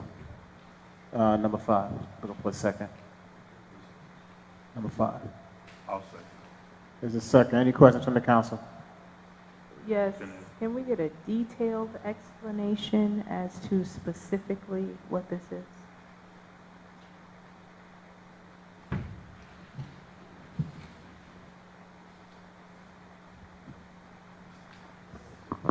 Yes, Council. We've already done the ordinance for this funding for the joint meeting, so now we're going out to actually get the financing from the I-Bank. So it's a joint meeting obligation. Yes. Thank you. Any other questions from council? All right, seeing none, Madam Clerk, roll call. Bonanno? Yes. Kirstein? Yes. Garrettson? Yes. Hyatt? Yes. Joyner? Yes. Council Vice President Rios? Yes. Council President Epps? Yes. Carried. R25-133, resolution authorizing a grant application to the New Jersey Department of Environmental Protection for the 2025 New Jersey Clean Communities Grant Program. Can I get a motion? I move. Get a second? Any questions from council? Seeing none, roll call. Bonanno? Yes. Kirstein? Yes. Garrettson? Yes. Hyatt? Yes. Joyner? Yes. Council Vice President Rios? Yes. Council President Epps? Yes. Carried. R25-134, resolution authorizing the acceptance of a grant award from the New Jersey Department of Environmental Protection for the 2025 New Jersey Clean Communities Grant Program, the amount of $43,899.33. I move. Second. Any questions from council? Seeing none, roll call, Madam Clerk. Bonanno? Yes. Kirstein? Yes. Garrettson? Yes. Hyatt? Yes. Joyner? Yes. Council Vice President Rios? Yes.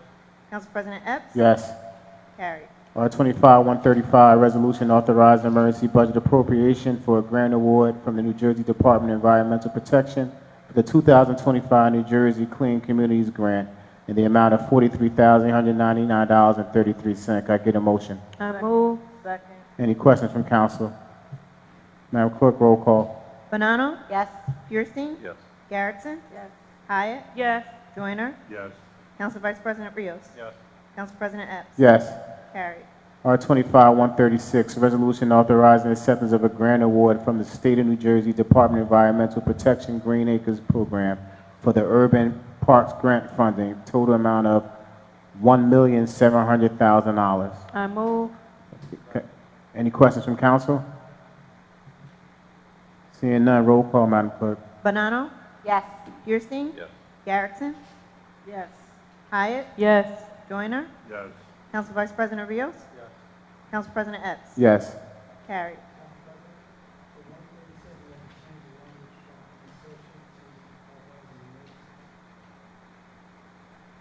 Say that again, please. Oh, I'm sorry, Council President.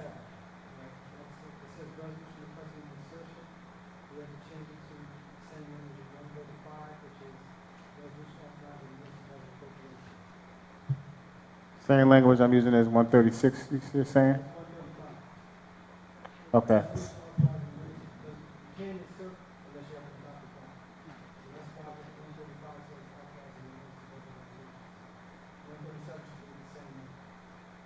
This is how you submitted it to my clerk?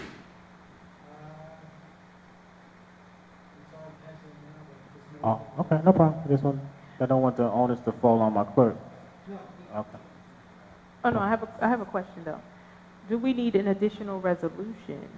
Or we did the application already? Okay. All right, so I'm going to read it authorizing instead of insertion, correct? Emergency push. Okay. You're welcome. R25-137, resolution requesting, I'm sorry, resolution authorizing emergency budget appropriation, correct? Special revenue item to the township budget regarding award of funds for State New Jersey Department of Environmental Protection Green Acres Program under the Urban Parks Grant funding in the total amount of $1,700,000. I get a motion. Second. Any questions from council? Yeah, Councilwoman Hyatt? thank you. Have we already started spending this money? And is there a schedule for the remaining portion?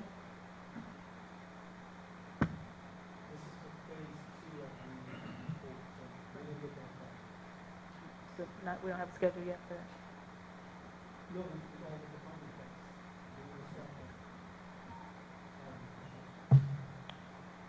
Can you speak in your mic for me, please? Because I cannot hear you.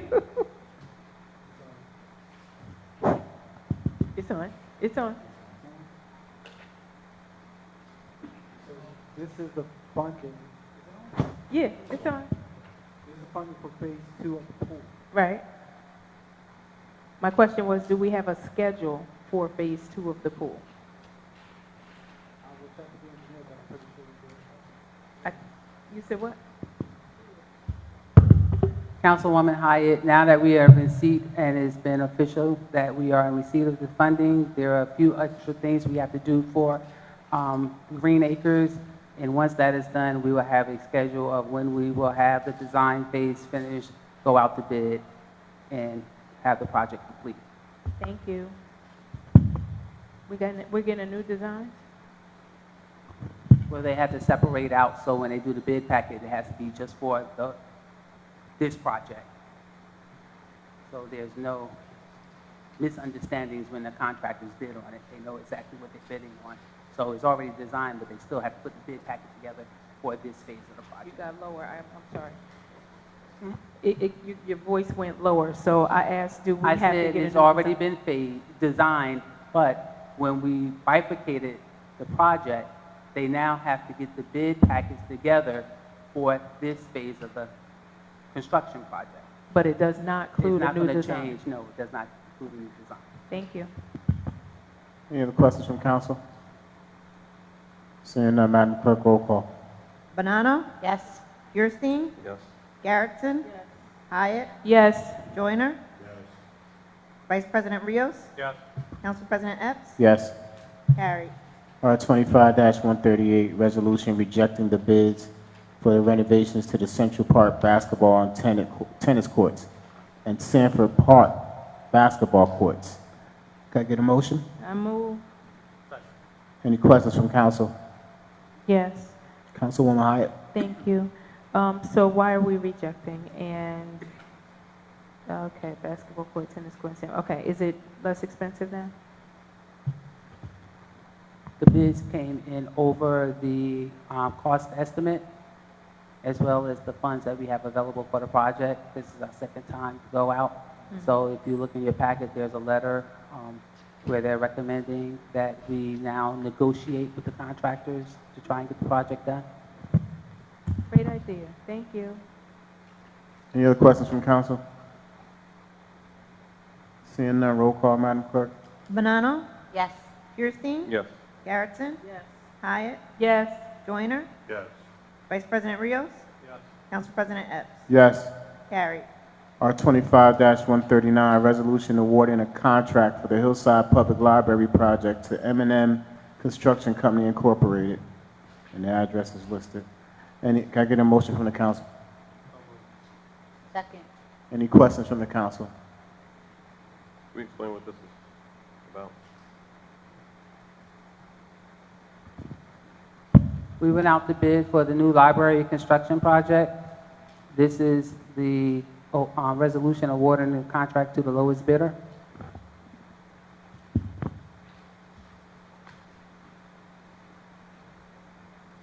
Any other questions from council? Sorry, Homer, this has already been bonded? We already have the money for it? Yes. How much is the bid about?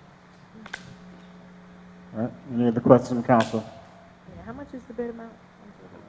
$9,075,000. And how much do we have out of what we started with? I believe the total was around 12. 12 million. The grant. Yes, No, how much do we have left? 12 Did million. we use some funds for architecture and things like that? About $200,000. Okay, so 2 and 9 is 11, so we have about, you sure we're not gonna go over with change orders? Councilwoman, I can't hear you. Oh, I'm sorry, I said, are we sure we're not in danger of going over with change orders? Because if this is 9 and we spent about 2, that puts us at about 11. And if I recall correctly, we bonded twice for about $4 million, and we got about $4 million to match, which puts us somewhere around about 12. There was nothing we could do to negotiate this price down further? Councilwoman, we haven't spent $2 million. CFO Jones said $200,000. Okay. And we can't negotiate the All price. I heard was until- the two. I know. I He keep didn't project his voice. I think I might have offended him the last time when he was trying to project, and he was. Thank you. I'm just curious, what happens if this doesn't pass? What's the problem? Have to go out to rebid. Go out the bid again? Yeah. From my understanding, this bid came in well under the estimated cost. So if it does go out to rebid, then we risk not getting this favorable type of bid. Do we have a schedule for this construction project? I think Attorney Martellus needs to touch base on if the question was if this is not approved, do we go out to bid again?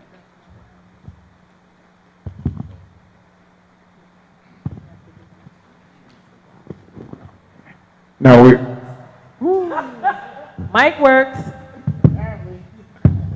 no, we wouldn't go out to bid again if this is rejected, so. You would not? We have 60 days to award this one from the date that it was received. Right. So 60 days. So we're subjected to possible litigation if we don't act. Is that because of the grant? Because of state, right, because of the state statute. Yeah. Yeah. Did any? So we're facing possible litigation if we don't act. What did we just miss? Can you guys repeat that?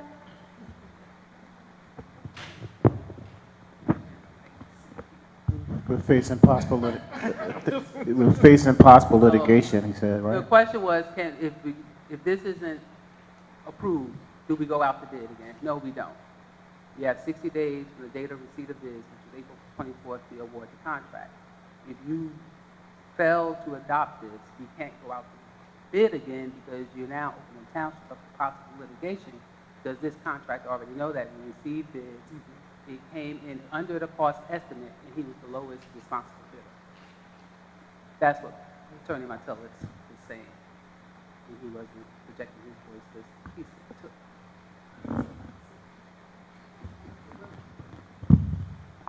Did any council member? Can we amend the budget to include 3 separate mics for each table? Council President, just a quick question. Did you ever get the engineering reports on this?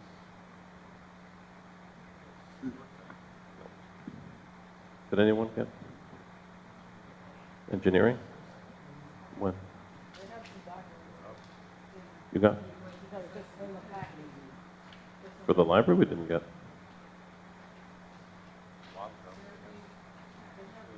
We requested all that information when we were approving the final $4 million bond. That information was, I don't think we. Can you forward it? yeah, I can look for it. You got it? And did anyone else get it? Am I missing? I'm just saying, all I see in the packet is just the. Right, just the final. That's it. I don't see, I'm saying when we started this whole thing, we were asking for the engineering on the library and the pool and all. Did we get? We didn't get it. I don't think. So if you forward it. Yeah. All right. Any other questions from council?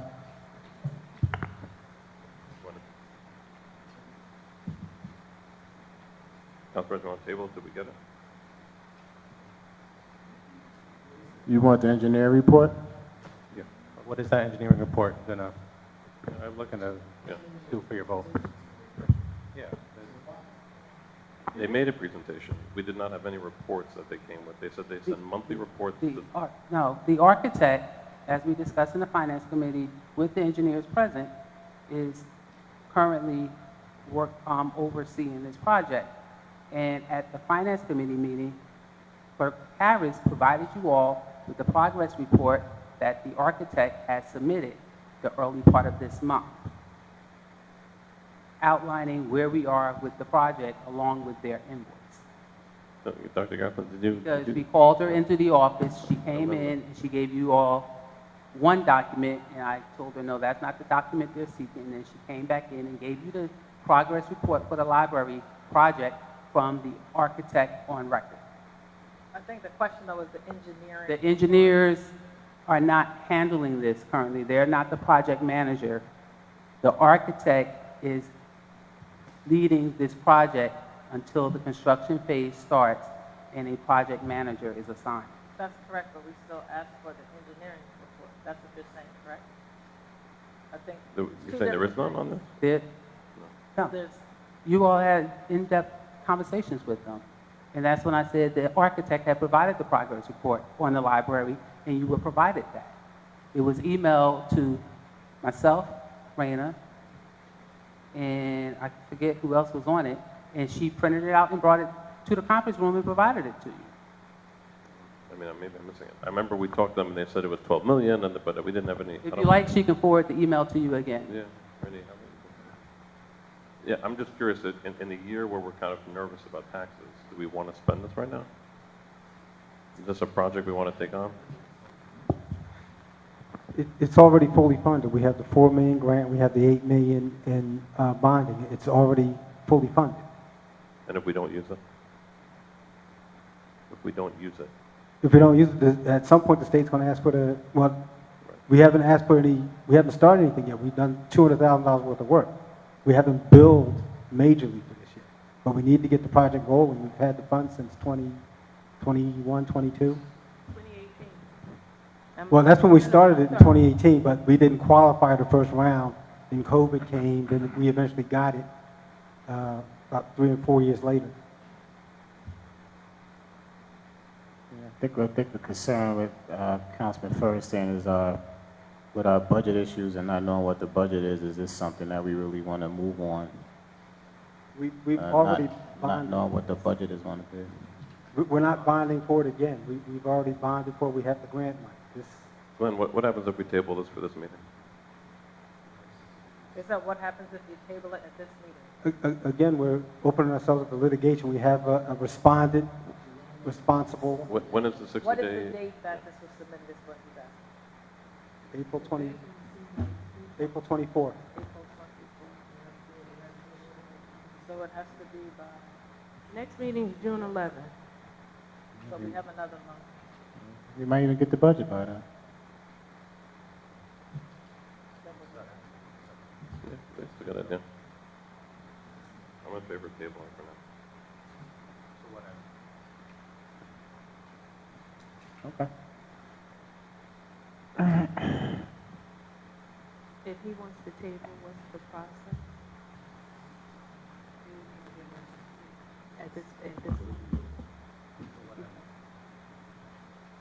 What's the procedure? Council President, if we table it, what are we tabling it for? What are we waiting? What's going to change from today to the next meeting? Like, what are you looking for? But first of all, we can't, motion, We still got this already motion on. voted on this. We didn't vote, Yeah. no, we have a motion and a second on the floor right now. We haven't, this I'm motion. saying we voted for the library. It's like we're delaying everything. We said yes to before, and now when we present this, tabling it and along the process. Well, I think Councilman Feinstein has concerns as it relates to just us having money in general with the budget issues and the lack of the presentation of the budget. And I understand that they're saying that this was bonded, and so this money is already accounted for. But that was the reason why Councilman Feinstein, I don't want to speak for him, wants to table is because of his budget concerns. With I everything don't else. think we lose anything, and I think it gives a chance to just make sure we have crossed our T's and dotted our I's with all the paperwork I was looking for. So Why did we send it out to bid if we were worried about the cost of the project? Because I know for me working in accounting and construction, what he said, if we go back on this, that's another loss. Because we're reneging on, we put the bid out. We got the bid list here, all these people bid on it. They see this, M&M won it. So we pull it back, now we can sue. We're not pulling it back. I think he said he wants to table it. We're not saying no to the bidding process itself. I think he's saying he So wants if to we table table it. it, what is, I'm just wondering, like, is it gonna be sunny out next season, or is it gonna be raining? What are we tabling it for? You're just kicking the can down the street. if you could forward all the emails with the architect, I'd appreciate that, Darryl. Why are you waiting till this moment to ask for that information? I thought we were asking for this before. So But if that was your sticking point, how come and you had this agenda for a few days? I think it should be on you to request some information prior. It is on me, and my motion will be tabled till I have everything. If you are comfortable with it, you can vote for it. That's not a problem. Well, correct. So then we'll vote for whatever motion's on the table. I have no problem with that. Council members, But I'm sorry, isn't there could I point out the document I gave you earlier with the debt service? The $1,115,000 that we paid already, and the interest for the bond, $488, that's already paid. It's paid this year. This does not affect anything going forward. We've already paid this bill. I understand. All right, so we have a motion, we have a second. Just for clarity, who made the motion? Second? Motion was made by Council Vice President Rios, second by Councilwoman Bernard. All right, roll call. Okay, question. If we vote this, okay, I just, for the sake of clarity, it sounds like Councilman Feuerstein would like to table this motion. Is there a process right now at this point for him to table the motion? Because I do not believe that any of us want to put ourselves in a position of a lawsuit. But if there is an opportunity to go from an active motion to tabling the motion, that is the question he was asking before. So I just want to make sure we're all clear on that question and the answer to the question. Procedurally, the only way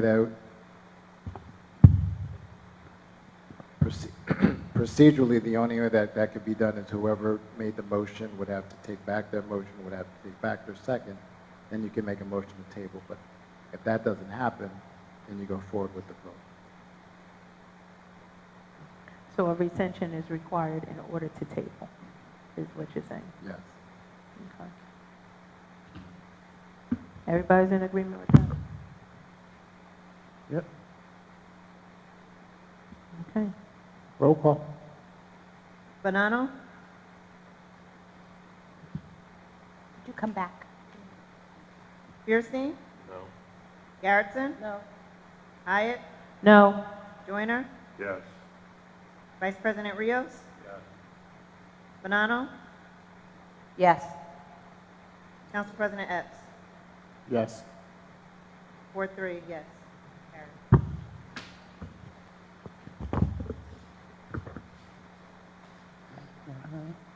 Resolution awarding a contract for 2025 Summer Food Service Program to New Way Consistories Incorporated.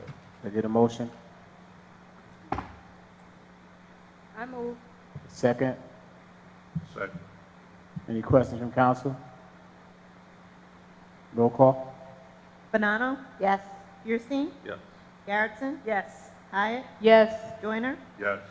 Vice President Rios? Yes. Council President Epps? Yes. Carried. R25-141, resolution authorizing the O2 Scavero LLC as special litigation counsel in the matter of James Davis versus Hillside Township. Can I get a motion? Motion. Can I get a second? Any questions from council? When did this bid go out? It wasn't a bid, Councilwoman Hyatt. Okay. This was an election for outside counsel. I'm sorry, I couldn't hear you. It was an election? My apologies. It didn't. There was no bid that went out. This was an election for an election for outside counsel to handle this particular litigation. And that requires a resolution? It does. Have we always done that? We have. Okay. Thank you. R25, I'm sorry. Any other questions from council? Roll call. Bonanno? Yes. Fierstein? Yes. Garrettson? Yes. Hyatt? No. Joyner? Yes. Vice President Rios? Yes. Council President Epps? Yes. Carried. R25-142, resolution amending resolution R25-115 for authorization for a refund for exempt property 2025 taxes. Can I get a motion? Motion. Get a second. Second. Any questions from council? Seeing none, roll call. Bonanno? Yes. Fierstein? Yes. Garrettson? Yes. Hyatt? Yes. Joyner? Yes. Vice President Rios? Yes. Council President Epps? Yes. Carried. R25-143, resolution authorizing for refund for exempt property 2024 taxes. Can I get a motion? I move. Get a second. Any questions? Roll call. Bonanno? Yes. Fierstein? Yes. Garrettson? Yes. Hyatt? Yes. Joyner? Yes. Vice President Rios? Council President Epps? Yes. Carried. R25-144, resolution authorizing for refund exempt property 2025 taxes. I move. Can I get a second? Second. Any questions? Roll call. Bonanno? Yes. Fierstein? Yes. Garrettson? Yes. Hyatt? Yes. Joyner? Yes. Vice President Rios? Council President Epps? Yes. Carried. R25-145, resolution authorizing sewer usage charges for 2025. I get a motion? I get a second? Second. Any questions from council? Yes. What changes are included here for the sake of the public?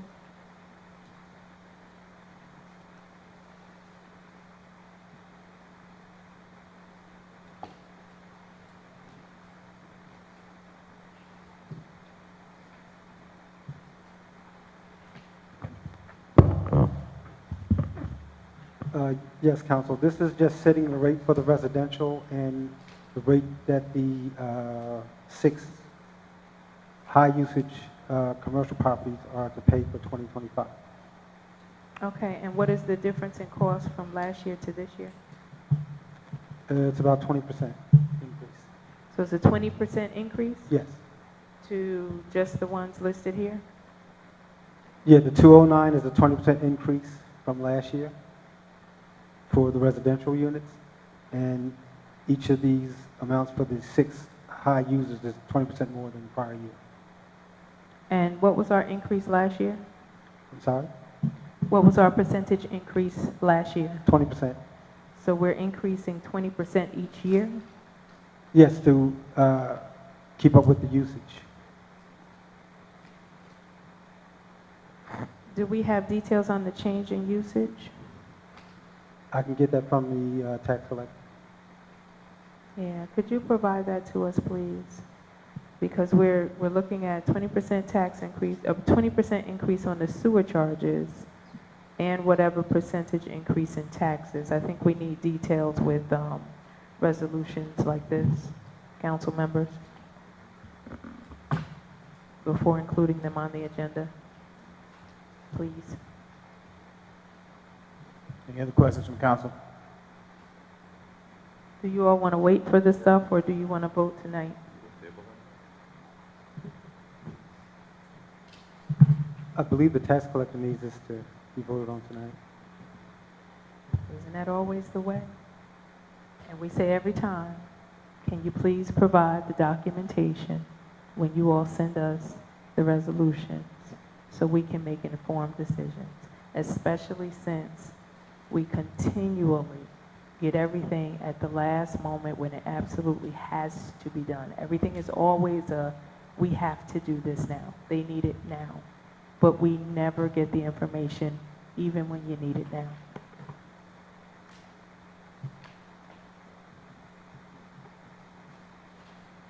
It is the pleasure of the body of the council. And now we have a motion and a second. Is somebody going to pull their motion to table this, or while we proceed?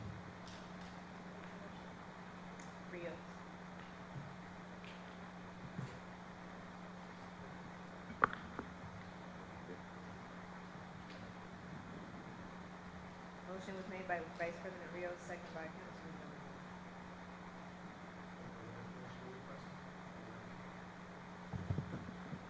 For clarification, Councilwoman Hyatt, do you want to know what the amount was last year compared to this year? He said he thinks about 20%.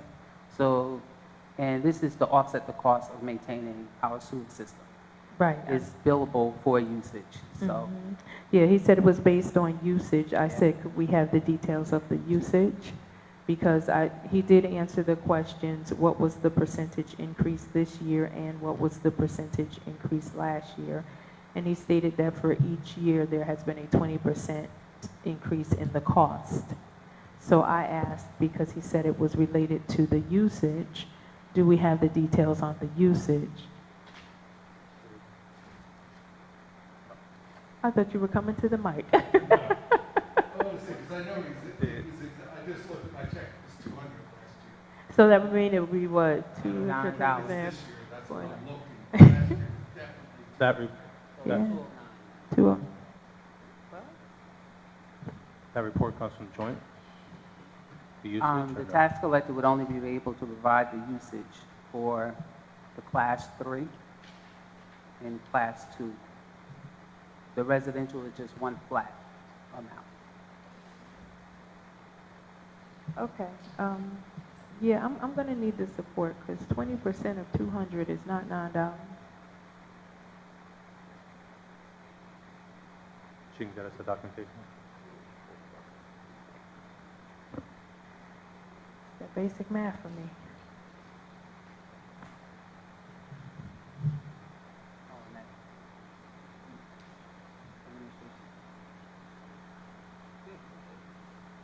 I'll rescind my motion. I rescind my motion. Wait a second. Motion to table. Any questions of the council for a motion to table? Seeing none, roll call, motion to table. Bonanno? Yes to table. Kirstein? Yes, the table? Garrettson? Yes. Hyatt? Yes. Joyner? Yes, to table. Rios? Council Vice President Rios? Council President Epps? Yes to table. Carried. What number we on? Resolution authorizing refund of premiums for tax sale certificates. I get a motion. I move. Second. Any questions? Roll call. Bonanno? Yes. Fierstein? Yes. Garrettson? Yes. Hyatt? Yes. Joyner? Yes. Vice President Rios? Yes. Council President Epps? Yes. Carried. R25-147, resolution authorizing event application for a block party on Fitzpatrick I Street. move. Second. Any questions from council? Roll call. Bonanno? Yes. Fierstein? Yes. Garrettson? Yes. Hyatt? Yes. Joyner? Yes. Vice President Rios? Yes. Council President Epps? Yes. Carried. R25-148, resolution authorizing emergency temporary budget appropriation for a total sum of $2 million. Is that? $2,162,917.38. I get a motion. Is there a second? Second. Any questions from the council? I have one. How did you get this number, CFO Jones? And what does this number cover?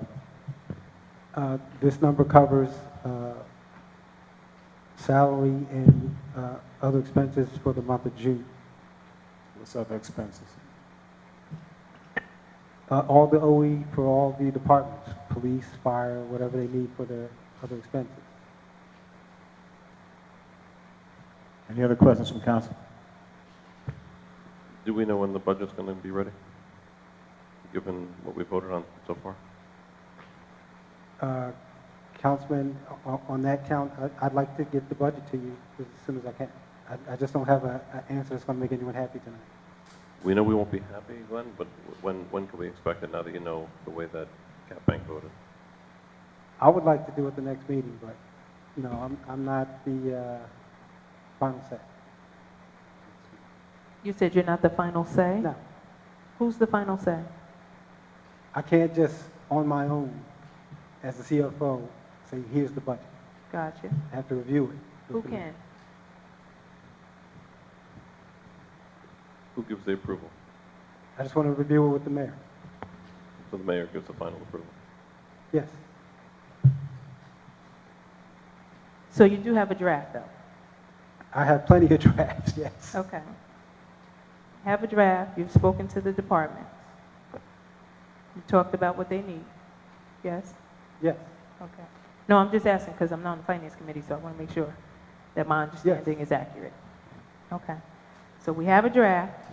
We've spoken to the departments, but you've not been given authorization to introduce the budget to the council yet.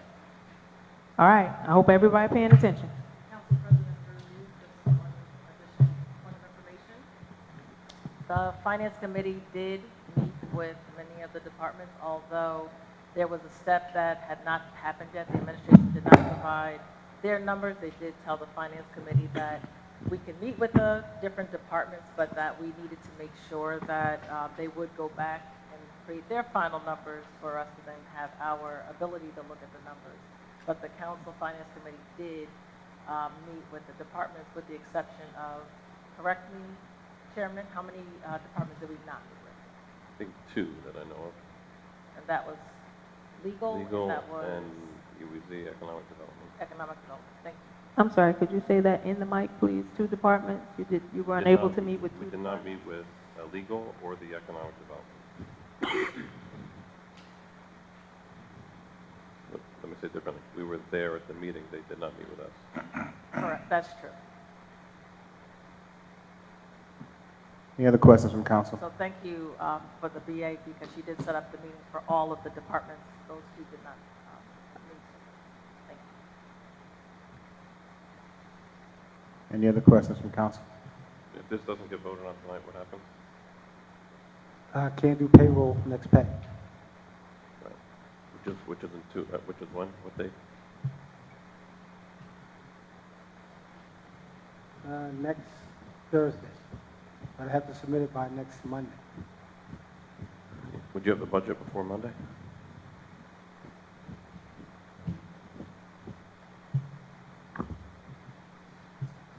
I will work on it. Hopefully. Just talking out loud here, I would not be in favor of voting for this until we get the budget. I think this will create some urgency and hopefully some sincerity that we need to get the budget quick. Okay. Any other questions from council? Council VP Rios?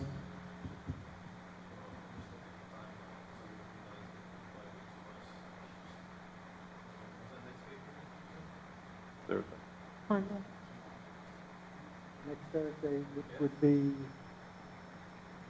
the 5th of June. So you can get it to us early next week. Our next meeting on the 10th. You won't make that payroll? No. I will not be able to make that payroll. How would that affect the month moving forward? Well, I would have to dodge angry employees until we pay them. Yeah, you sure got explanation at time, because we told you this was coming. We told you a month ago you didn't want to do any more emergency temporary budget. I mean, I'm not in favor of it either, actually, but I mean, you can vote. Question of order then. If we have to do an emergency meeting, let's say we get the budget tomorrow, and we have to do an emergency meeting for this. Do we have enough time for that?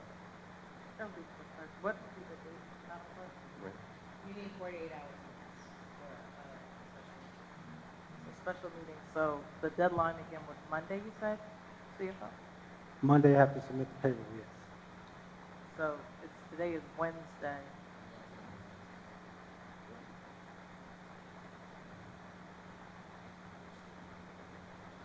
There's an option. It's got to be urgency. Regardless, if we had the budget tonight, we would still have to do this because it's 28 days before we can adopt. Right, but if we had the budget, we could have some faith in y'all. I still have faith in you guys. I have faith in you, Faith in you too. but I would have more faith if the things we asked for were actually given to us. Because everything is forced. It's kind of like when you were explaining that we were going to send something to the state, and you were like, hey, we're just going to force it. They're going to have to do it. That's what we go through every year with this process. And we've asked for the smile. We've asked in writing. We've asked every way possible, and we still end up exactly here. So while I definitely want to make sure that the employees get paid, because you know one of them I love tremendously. Me? Nah. But at the same time, it's like, at what point is there going to be any collaboration and respect from the other side? Yeah. At what point? We at the end of the 8 years. At what point? And I know it's not you. You already said it's not up to you to release it to us. And Councilwoman, you know, I don't always get what I want. You don't, no. Right? But I've learned patience here in Hillside. Because you remember the year we didn't do it until December. Yeah. Yeah. One year we didn't do it until November. Mm-hmm. I don't like, yes, the budget. I'm just asking a question. Oh, no, I also remember the residents being highly upset because they were forced to deal with the tax increase that year, because to the point made earlier, we have spent all this money at a different rate up until that point, and then they don't have a say. So we're not going to make it until June and July and August. I'm telling you that now. It's not going to happen. So somebody needs to make whatever the appropriate level decision is so that we get a budget. Because it looks like the folks on this council are serious about protecting the public. No, I believe You already got that 2.5 instead of 3.5. In a minute, you might get 50% for the month, but if you come in here on June 11th without a budget, you won't get the other half. If they even decide to do that. But again, none of what we're asking is unreasonable. And if you want to try to threaten us with people not getting paid, guess what? They shut down the state. They shut down the federal government. They shut down everything else over budgets. But y'all keep threatening us with what the consequence is going to be, but there's never a consequence for the administration. So, listen, I want all the employees to get paid, but we also want the respect of being the legislative body and having the right to see the budget and vote on it before we've overspent what we want to tell the taxpayers they're going to have to pay.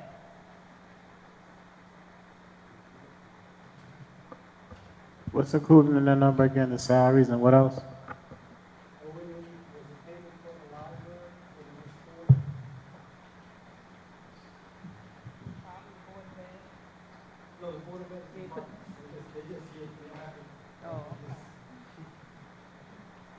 I'll be willing to concede to the payment of employees and everything else. What is that number just for the payment of employees? Council President, to that point, I mean, Councilwoman Hyatt pointed out last meeting there were some errors in my prior emergencies. When you have me do that on the fly, that's how mistakes are made. So you want us to just table this? Or? Trying to offer you a compromise.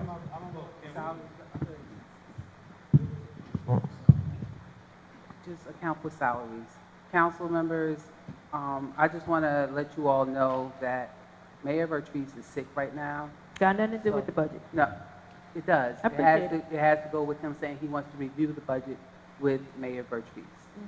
So she is sick. Today is Wednesday. I know he will not have time to meet with her over the next couple of days. So it was the pleasure to do, as Council President Epps has mentioned, to do the salaries. CFO Jones can go upstairs, make that adjustment, so it just reflects the salaries. And once Mayor Vertrees is better and able to meet with him, he can meet with her and go over the budget so it can be presented to you all after she has reviewed the final numbers based on the conversations that were had during the Finance Committee meetings, and it can be introduced to you all, and you all can introduce it, take control, and finish the process. But I'm not going to let him sit here or let you all sit here and think that he's going to meet with her when we both know she is sick and barely able to speak right now. So what stage of the review process are you in as the BA? I review it every time with him. I'm fine with the numbers. We just have to make sure the mayor is fine with the numbers. And y'all didn't review it at no point from January to June with the mayor? Yes, we have, and we've been going back and forth because we were hopeful that we would get the COLA ordinance, that we would be able to work with the 3.5, but we based it off of the 2.5. So yes, we've been working on it since January, actually before January. You said you based it off of the 2.5. Did you mean 3.5? No, we based it off after our last conversation with the Finance Committee, and Council President pretty much told us that the COLA ordinance wasn't going to happen. Our final budget was done based on 2.5. And when was that? I don't know the exact date. Council members, do you know? We met last Wednesday, if you want to know when the Finance meeting was last Wednesday. Because at the last meeting, we were told there was one budget done at the 2.5%, and there was one budget done at the 3.5%. And the final one is at the 2.5. And he's nodding yes while he's sitting there. So the final budget. So we should have had, so yesterday. what we were saying, while I complete my thought, is that we were told at the last meeting, not last Wednesday when you met with the Finance Committee, but at the last meeting, I don't even think you were here. We were told there was a draft. God bless. That's wonderful. I wasn't disrespecting you. You're absolutely right, but I wasn't making it about you, Ms. Smith. I was making it about the township and the fact that we continue to deal with inept individuals. So we were told that a 2.5% budget existed. We were told that a 3.5% budget existed. That's the subject matter we're talking about. I give you my sincere condolences for your aunt, but that's not my issue tonight. So you can't continue to tell us something and then come back and say, oops, it's a different story today. Everybody else calls that lies. I don't think anyone said it's a different story You didn't, but you gave us a different story tonight. We have the final budget, and we would like to go over it with Mayor Vertrees. And so like what he said, so what he said was true. He does not have the authorization to release the budget to us. So we should have put a period there and gone on with our evening, instead of you making up the rest of what you made I up. didn't make up anything, I'm stating the fact. Oh, wait, Thank God for video and audio. Wait. Let's get back on track. Let's get back on track. Get Thank back you, on track. Council President. All right. So I suggested that you give us a number for the salaries of the employees. Well, that's going to take you a while? That's my suggestion. I don't even know if the rest of the body wants to do that before I just want to know what that number would be. I don't want to see the employees without a check. Question. So I have the next quarter payment for the library, which is for the library employees. Are you saying you don't want to pay that, or see, that's what, when we start I said employees. bargaining? I said employees, so that would include I just library want to make employees. sure that we're clear about it. No, that would include library employees, sir.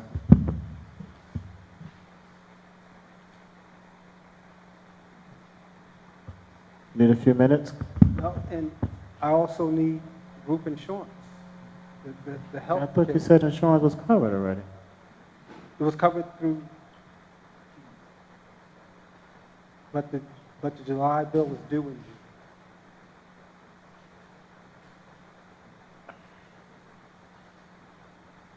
Council, I get calls every day. I got a drawer full of checks upstairs from bill is not being approved. I'm not in that, if that was for me. No, it was not for you. Okay. That was not for you. And I'm not trying, I'm trying to work with everyone.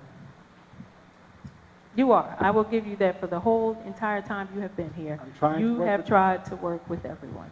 And I just want to be able to keep the township operating. I just need this to pass, please.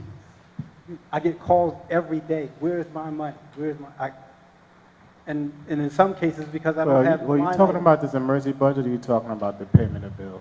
Which one are you talking about? Both, it's connected. If I don't have money in a line item to pay for a certain department, I'm getting calls from vendors that serve that department, the goods and services. And I can't pay them because there's no money there. I have to replenish that. So we just can't cut out O&E and worry about, we have to worry about the whole ship. And we have to worry about all the taxpayers. I understand that. I'm worried about the taxpayers too. And I just don't willy-nilly say this is what the tax increase should be or we shouldn't do. I take everything into careful consideration. And we don't think that you don't. What we are saying is, and we have asked several times for information, we don't get it. And I we believe, still pay bills, and we still fund expenses, and we keep pouring money out of the window. And then the taxpayers are calling us every day. Like you get calls every day, I get calls every day. I get calls every day, every day, every day. I'm sure the council president gets called. I'm sure every member of this council gets called every single day about the amount the taxes continue to go up and getting absolutely nothing for it. You already know what the percentage increase is going to be, but y'all won't give it to us. So we get it. We got it. The township can't operate without money. We got it. We want to see how much money you need to operate. That's not unreasonable. And it's not even your fault or your job to have to explain it. So we're not disputing that. We're just saying, give us the information. Let's move forward. That's all. How much is the current increase based on the 2.5? excuse me, How much is the projected increase based on the 2.5 that you already have waiting to talk to Mayor Patrice about? I'm going to talk to the mayor about that. I'm not. But you know the number. I do. What's scary for me is if the number's more than I think it is, and then we're approving this and to echo what Councilman Hyde is saying, you're stuck between the rock and a hard place. Because it would be That seems to be where I live. It would be, to me, fiscally responsible to keep approving this stuff, not knowing if we're overspending for things, or where we can make cuts, or where we have to make cuts, or where we're missing out on revenue, and to keep doing this every month. We're now in June. I think last year we were done already by May. You already presented it to us in May of last year. Yeah. If I remember correctly. But there's a reason this is taking so long, or longer. What I'm telling you, Glenn, my personal opinion is that it's gone on enough. I know you have to talk to the mayor. I know she's not feeling well. I get all that. I don't know how we can keep doing this and look at 20,000, 22,000 people and say, we got to just keep doing what we're doing. I don't see how we do that. Or any council member up here that has to look all the residents in the face and say, we still haven't gotten it, but we're going to keep spending the money, or we're making these approvals. We're both stuck. We still have to provide service. And that's what we're doing, we're providing service. I just want to add to the conversation that the council also has to provide a service, and one of the services that we do not get to work through is to interact with any of our directors. We do not get any presentations from the Madam Mayor. We do not get any of the directors who come to these council meetings, meetings, conference meetings, or any other. And that would be helpful as well, so that we can also do our due diligence. I feel the passion from everyone's speeches this evening regarding what the real issues are, but we do have to also identify that it would be helpful to have our council meetings conducted in such a way that we could actually interact with those who are in these departments that you want us to pay. So as we want to prioritize all the employees, we don't even get to see the leaders in any of these departments to even have engagement to understand what some of their priorities are. We only get to hear secondhand, third-hand, fourth. Just a point of information, are we currently in the middle of, what's the motion on the floor? Motion was made by Council Vice President Rios, seconded by Councilman Joyner, to adopt the resolution R25. And what's the total amount of that one? $2,162,917.38. Thank you. There's no more questions. Ready to vote? Roll call. Bonanno? No. Fierstein? No. Garrettson? No. Hyatt? No. Joyner? Yes. Vice President Rios? Yes. Council President Epps? No. Motion fails.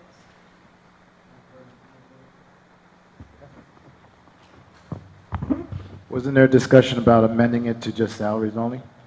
Yeah, it was discussion, but it never went anywhere. And it was a suggestion, and the CFO Jones said he just can't do that. He needs to also include the O&E and everything else. So those negotiations failed. So that's where we left it at. Council President? Yes. I have a resolution I would like the clerk to read into our meeting for consideration. That's A resolution urging compliance with the Township Code meeting attendance requirements. Would you like me to read the full resolution into the record? just the first two paragraphs. Whereas the Township Code specifically 4-3.8C states the mayor of the Township of Hillside, upon written notice from the Township Council, shall be required to attend one caucus or working session per month, meeting per month. Upon receiving written notice, the mayor shall respond and advise the council of what date she will be in attendance at council's caucus or working session meeting. And whereas additionally, pursuant to Township Code 4-3.8A, which provides that a majority of the council may request the mayor and or any department head or officer of the township to attend any pre-meeting conference, and the department head or officer, when requested to do so, shall attend the conference. So I want to make a motion to accept this resolution that the council president did, send to the mayor, but just to memorialize it via the council. I'm memorializing this particular resolution as additional whereas. Well, it's confirming that we are asking for the authorization because the mayor nor directors have attended. There is the ordinance to reaffirm that we would like this to be acted on because we have not seen, and we could confirm, has the mayor or any directors been to any meetings this year? It may not, but we haven't had a response. Council President, can you clarify when you sent the letter or Madam Clerk, and if anything was sent back? So the letter was sent yesterday. I can confirm that, but my question, comment is that doesn't need to be done by resolution, but you can do whatever you want. But the letter was sent yesterday asking for her to appear today. No, it was actually, I don't think that's correct. I believe that there has been correspondence. I believe the finance chair has sent correspondence. I've sent correspondence. I know that I followed up with the VA. We have not had any responses. Yeah, the letter that you're referencing was sent yesterday. This particular letter, but Right. there's other correspondence that's been sent throughout. I haven't seen that. Have you? There has been correspondence. It's been on the record almost We every did, meeting. and it's on the record. We can get that date if needed for you, Counselor. Madam Clerk, at some point, if you please share with the township attorney the dates that we have sent correspondence. Has been at least 3 or 4 for the mayor to respond to certain questions, and we have not had anyone present and/or we have not had her present. I'd have to go back and check the record. Not a problem. So this resolution is requesting going forward, it did not say that the mayor should to attend this meeting. This particular resolution said when she would be able to attend, so we did not expect, I don't think it was today, but Council President, please clarify if you expect it today or she was supposed to provide the date that she's available. My understanding, the day she was available, not necessarily today.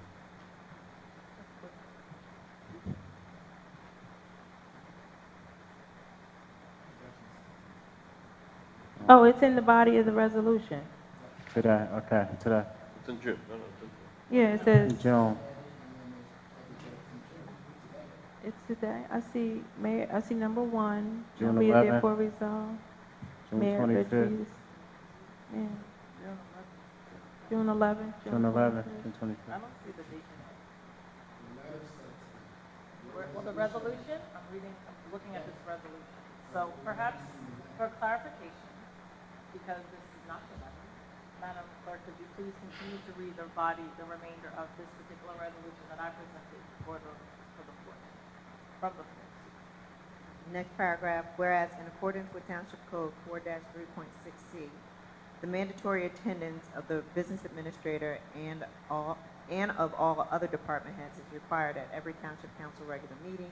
In the event that any department head is unable to attend, he must send a designee from the department with knowledge of the workings of the department who has decision-making rank or authority within the department. And whereas pursuant to the Local Fiscal Affairs NJSA 48:5-14-4E, the Chief Financial Officer is required to report to the governing body on a monthly basis concerning the township's cash management plan, summarizing all investments made or redeemed since the last meeting, and provide other information that may be required by the governing body. And whereas the emergent issues the Township Council would like to discuss with the mayor include the calendar year 2025 municipal budget, the transition from the State Health Benefits Program to HIF, matters relating to municipal court appointments, and designating space for use by the Township Council. And whereas in accordance with NJSA 4069A-40A, the mayor is required to enforce the charter and ordinances of municipality and all general laws applicable thereto. Now therefore be it resolved by the Township Council of the Township of Hillside, County of Union, State of New Jersey as follows.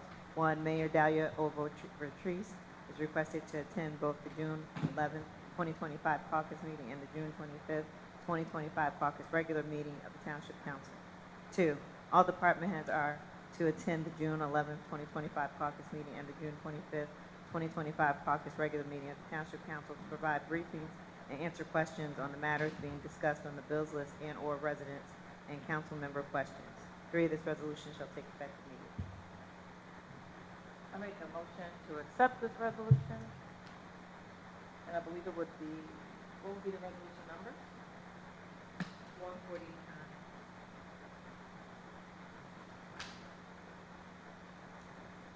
Motion, is there a second? Second. Any questions from the council? Roll call, Madam Clerk. Bonanno? Yes. Fierstein? Yes. Garrettson? Yes. Hyatt? Yes. Joyner? Abstain.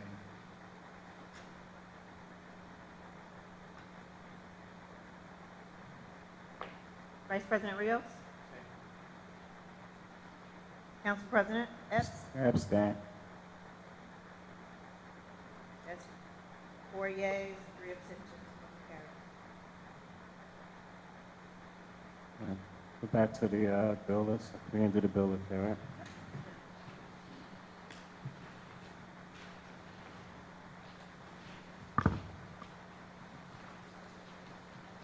Payment of bills, April 8th, 2025, April 22nd, 2025, May 13th, 2025, May 28th, 2025. Can I get a motion to payment of bills?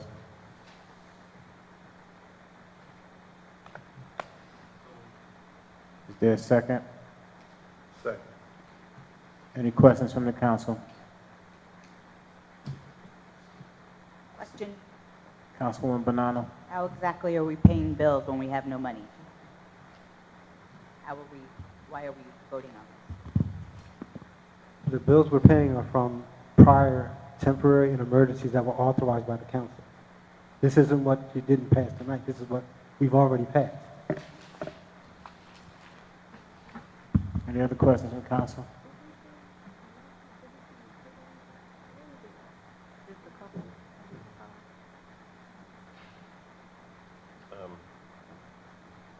With the exception of the May 13th bill list for postage in the amount of $1,078.26, I would agree to pay that one and hold all of the bills unless there's something critical, Glenn. And I mean critical, like keep the lights on. They're all critical now. Any departments that have spent money, those can wait. What about anything emergency? Once we do the PO, that's a contract. The service has been provided. You've already approved the funds. Yeah. Like I said, I'm getting calls every day. Where's my money? We provided the service. I think this goes back to the same point of not approving. Don't have the budget. Don't know how much is being spent. Don't have a handle on what's going on. I wouldn't want to approve anything except for the except for the postage. My personal opinion. Say postage. They say postage, right? Postage. Okay. Okay. Any other questions from the council? So I think you're saying, Councilman Preston, you want to amend it to paying Pitney Bowes? Yes. And Pay then, all the bills. Don't pay anything but Pitney Bowes? yeah, and then the health insurance benefits from prior months and the utilities. Health insurance payments and utilities, right? Any other questions, comments from council? Seeing none, we'll be voting. Attorney Martellus, I think you might have missed that. Councilman Feinstein suggested that he wants to amend the payment of bills to we pay Pitney Bowes, health insurance, and what else was that, Councilman Feinstein? And utilities, correct? Yes. So we just say that as amended, Councilor? All right. Any other questions or concerns from the council? Madam Clerk, roll call as amended by Councilman Feinstein, please. Bonanno? Yes, as amended. Kirstein? Yes, as amended. Garrettson? Yes. Hyatt? Yes. Joyner? Yes. Vice President Rios?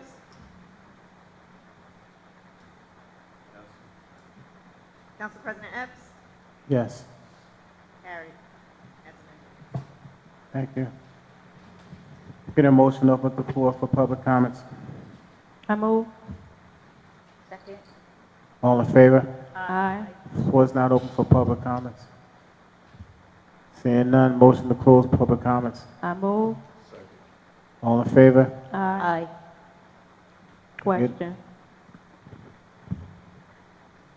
That's a question. Councilman Hyatt? Councilwoman Hyatt? Thank you. Okay, so what's all right, the next meeting's the 11th, right? What paperwork says the 11th? What day? Is- Election. ah, The governor changed the election day after our meeting. okay. So, we're June 11th. There's nobody here who can speak for us. Even if we wanted to try to just do salaries. There's nobody here who could even guarantee that we would still get a budget.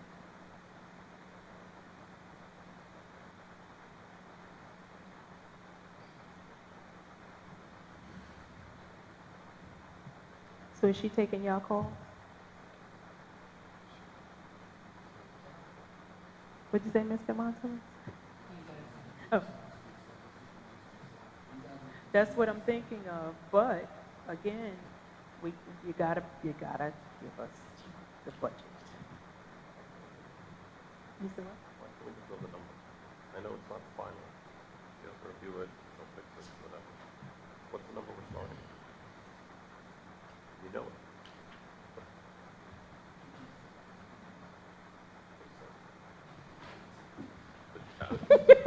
I'll tell you why I'm saying that.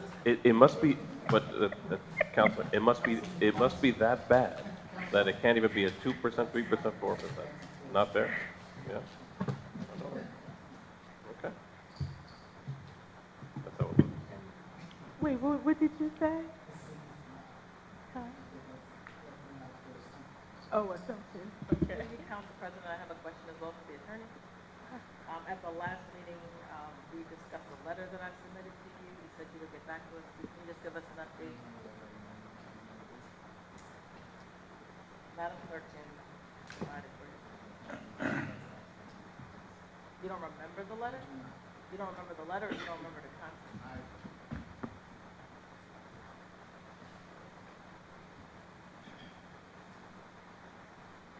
Do we want to pause so we can actually pull it up and then read it, at least the date? Because he was talking about that there was a letter received yesterday, but he received a letter that was, Madam Clerk is getting right. No, I don't know that part. I'm just saying that the letter I sent directly to the attorney, I know that was not one day. Do we have the date?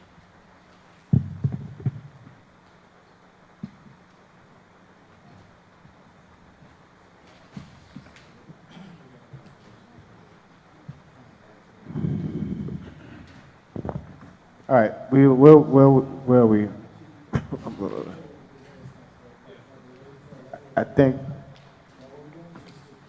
somebody mentioned the salaries at the Councilwoman Hyatt. You think you saying that you wanted to see what the number was like for the salaries, or? Yeah, I mean, I think if we can give them at minimum the salaries, because we do not want to impact people's homes and things like that. But literally, the compromise can't be you all can check with the mayor via email or something and see if you can just give us the draft of the budget. I mean, you all can chime in. Does that seem unreasonable? Salaries, taxes, all the things affiliated and related to salaries. But the other thing is, even in the discussions with the finance department, like, this isn't what happens in other places. This is what continues to baffle me. It's like this constant hiding of information. Or forgetting information. Okay, first thing, what is the number for the salaries, to cover the salaries? That was the first question. I actually suggested earlier. Do you know that number, or do you need to calculate that? He has to go to get Excel spreadsheets. I think the VA did give him a pathway forward to try to get the information. How long is that going to take? And omit the other. You need a brief recess to take care of that? It's 10 o'clock. How long is that going to take? If you email it to me, I'll do it. I'm ready to go, and I want to pay the people. If you email it to me, I will do it. You got to go upstairs? I'm not. Do you want to do the salaries, or help me out here?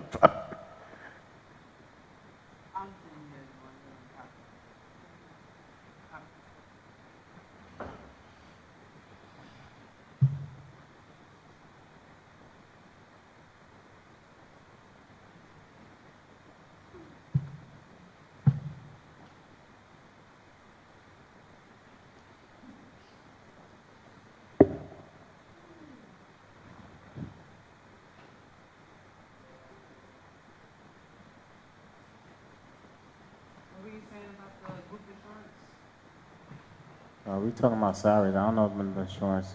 Salaries for the library and the library included as well.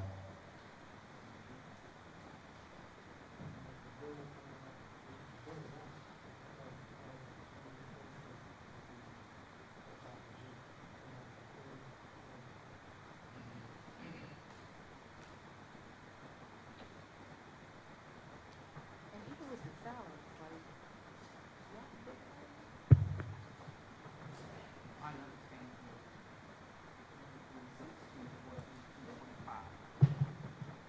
136, say it again. $1,362,422.50 based off of the solicitor's salary and wages here on. Councilwoman Hyde, did you hear that number?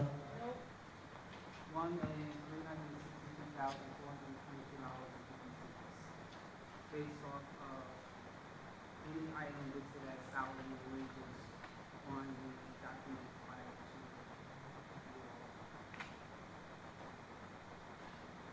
Do you want to approve that amount, council, for salaries? We entertain a motion to approve that amount for salaries.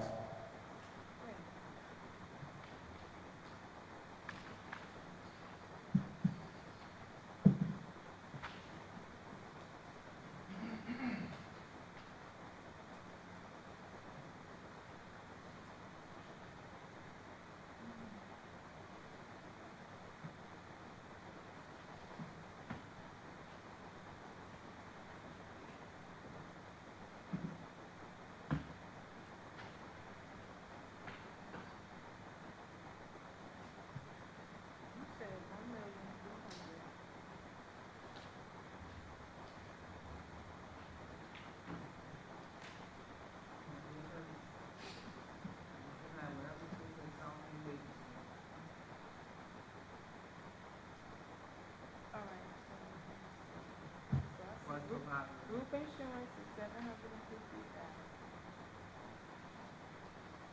So even if I just take out 7, and you said plus the library? Yes.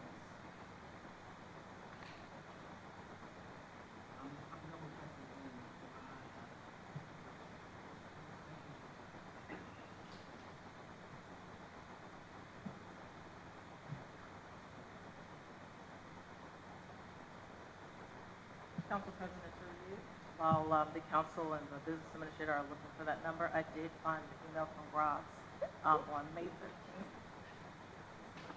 Stop it.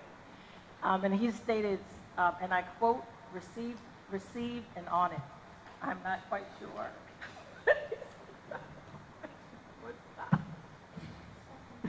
I'm sorry. No, but so my email specifically did request, it stated, Dear Graz, as a member of the Township Council, who previously served as mayor from 2014 to 2018, I am writing to request your legal opinion regarding the council's authority. This email, he had several emails back and forth to me. You are copy council president. So that he did respond affirmatively to my very detailed email that was sent again May 13th, and his very pleasant response on May 13th was received.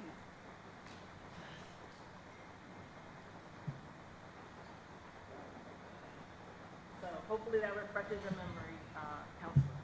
I can forward it to you. I did. I read it into the record. I said that on May 13th, you said received on it in response to a correspondence that we did several times. We had back and forth. It was quite pleasant. And you had an email.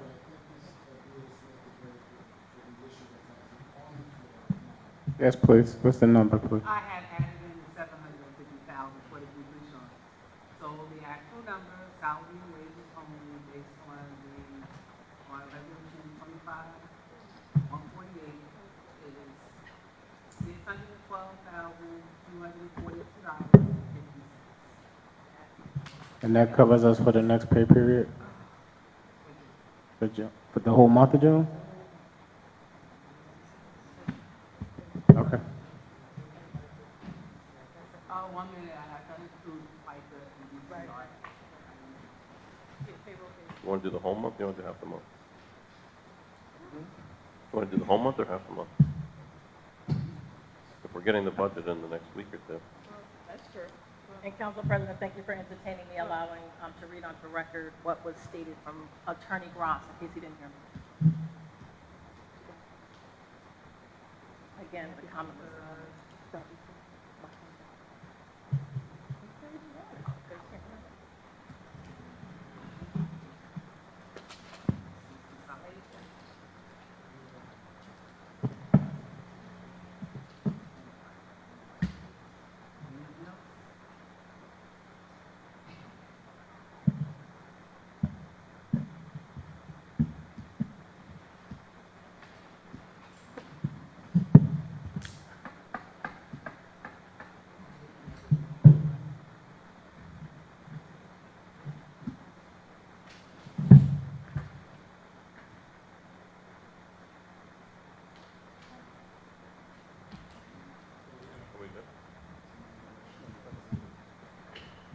I think somebody's working on the number, or are we? I have a new number with the FICA and UCRP, $710,155.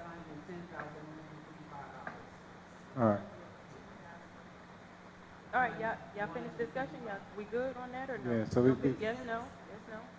That's No, the whole month. because one of them had. That's for the whole month, right? The whole month? Do we want to do the whole month? That's the question somebody brought up? That's up to y'all. I'm ready to make the motion. All right. Doctor, you want to do the whole month?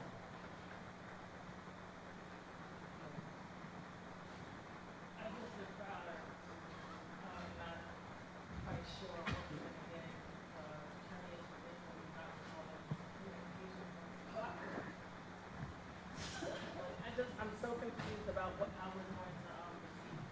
But I think this is important. I think that we do need to pay at least the salaries. So I don't have a problem with that. We created a number. I think that we did put some, we did go tonight to request to have department heads and others present. So perhaps we should vote, and then hopefully at our next meeting, we will see the respect, as the attorneys mentioned, that, these are things that are already in the ordinance.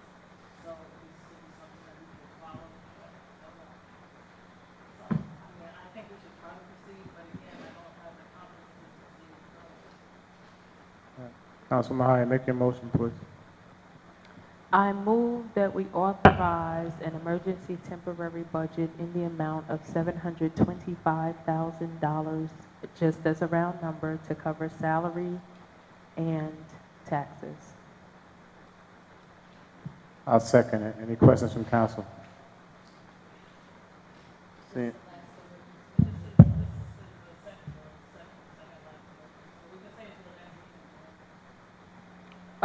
What'd you say? You need me to say something else?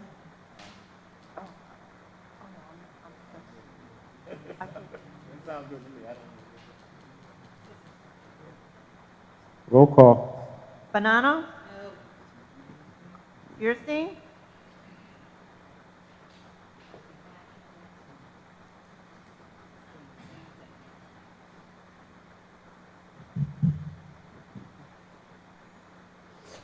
Come back. Garrettson?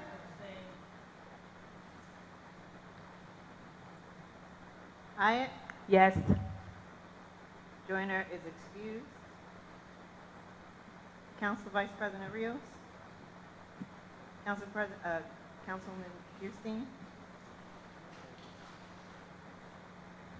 Say yes. Council President Epps? Yes, yes. That's 4 yeas, 1 nay, 1 abstention, 1 excuse.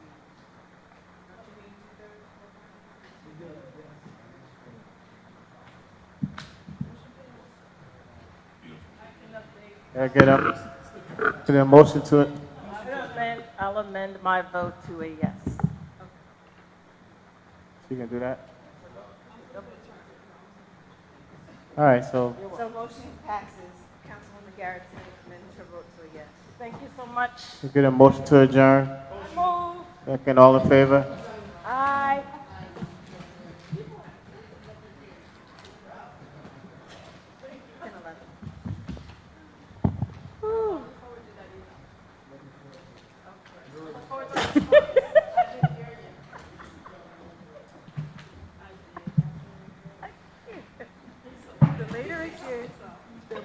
completely accurate, and everything is funny.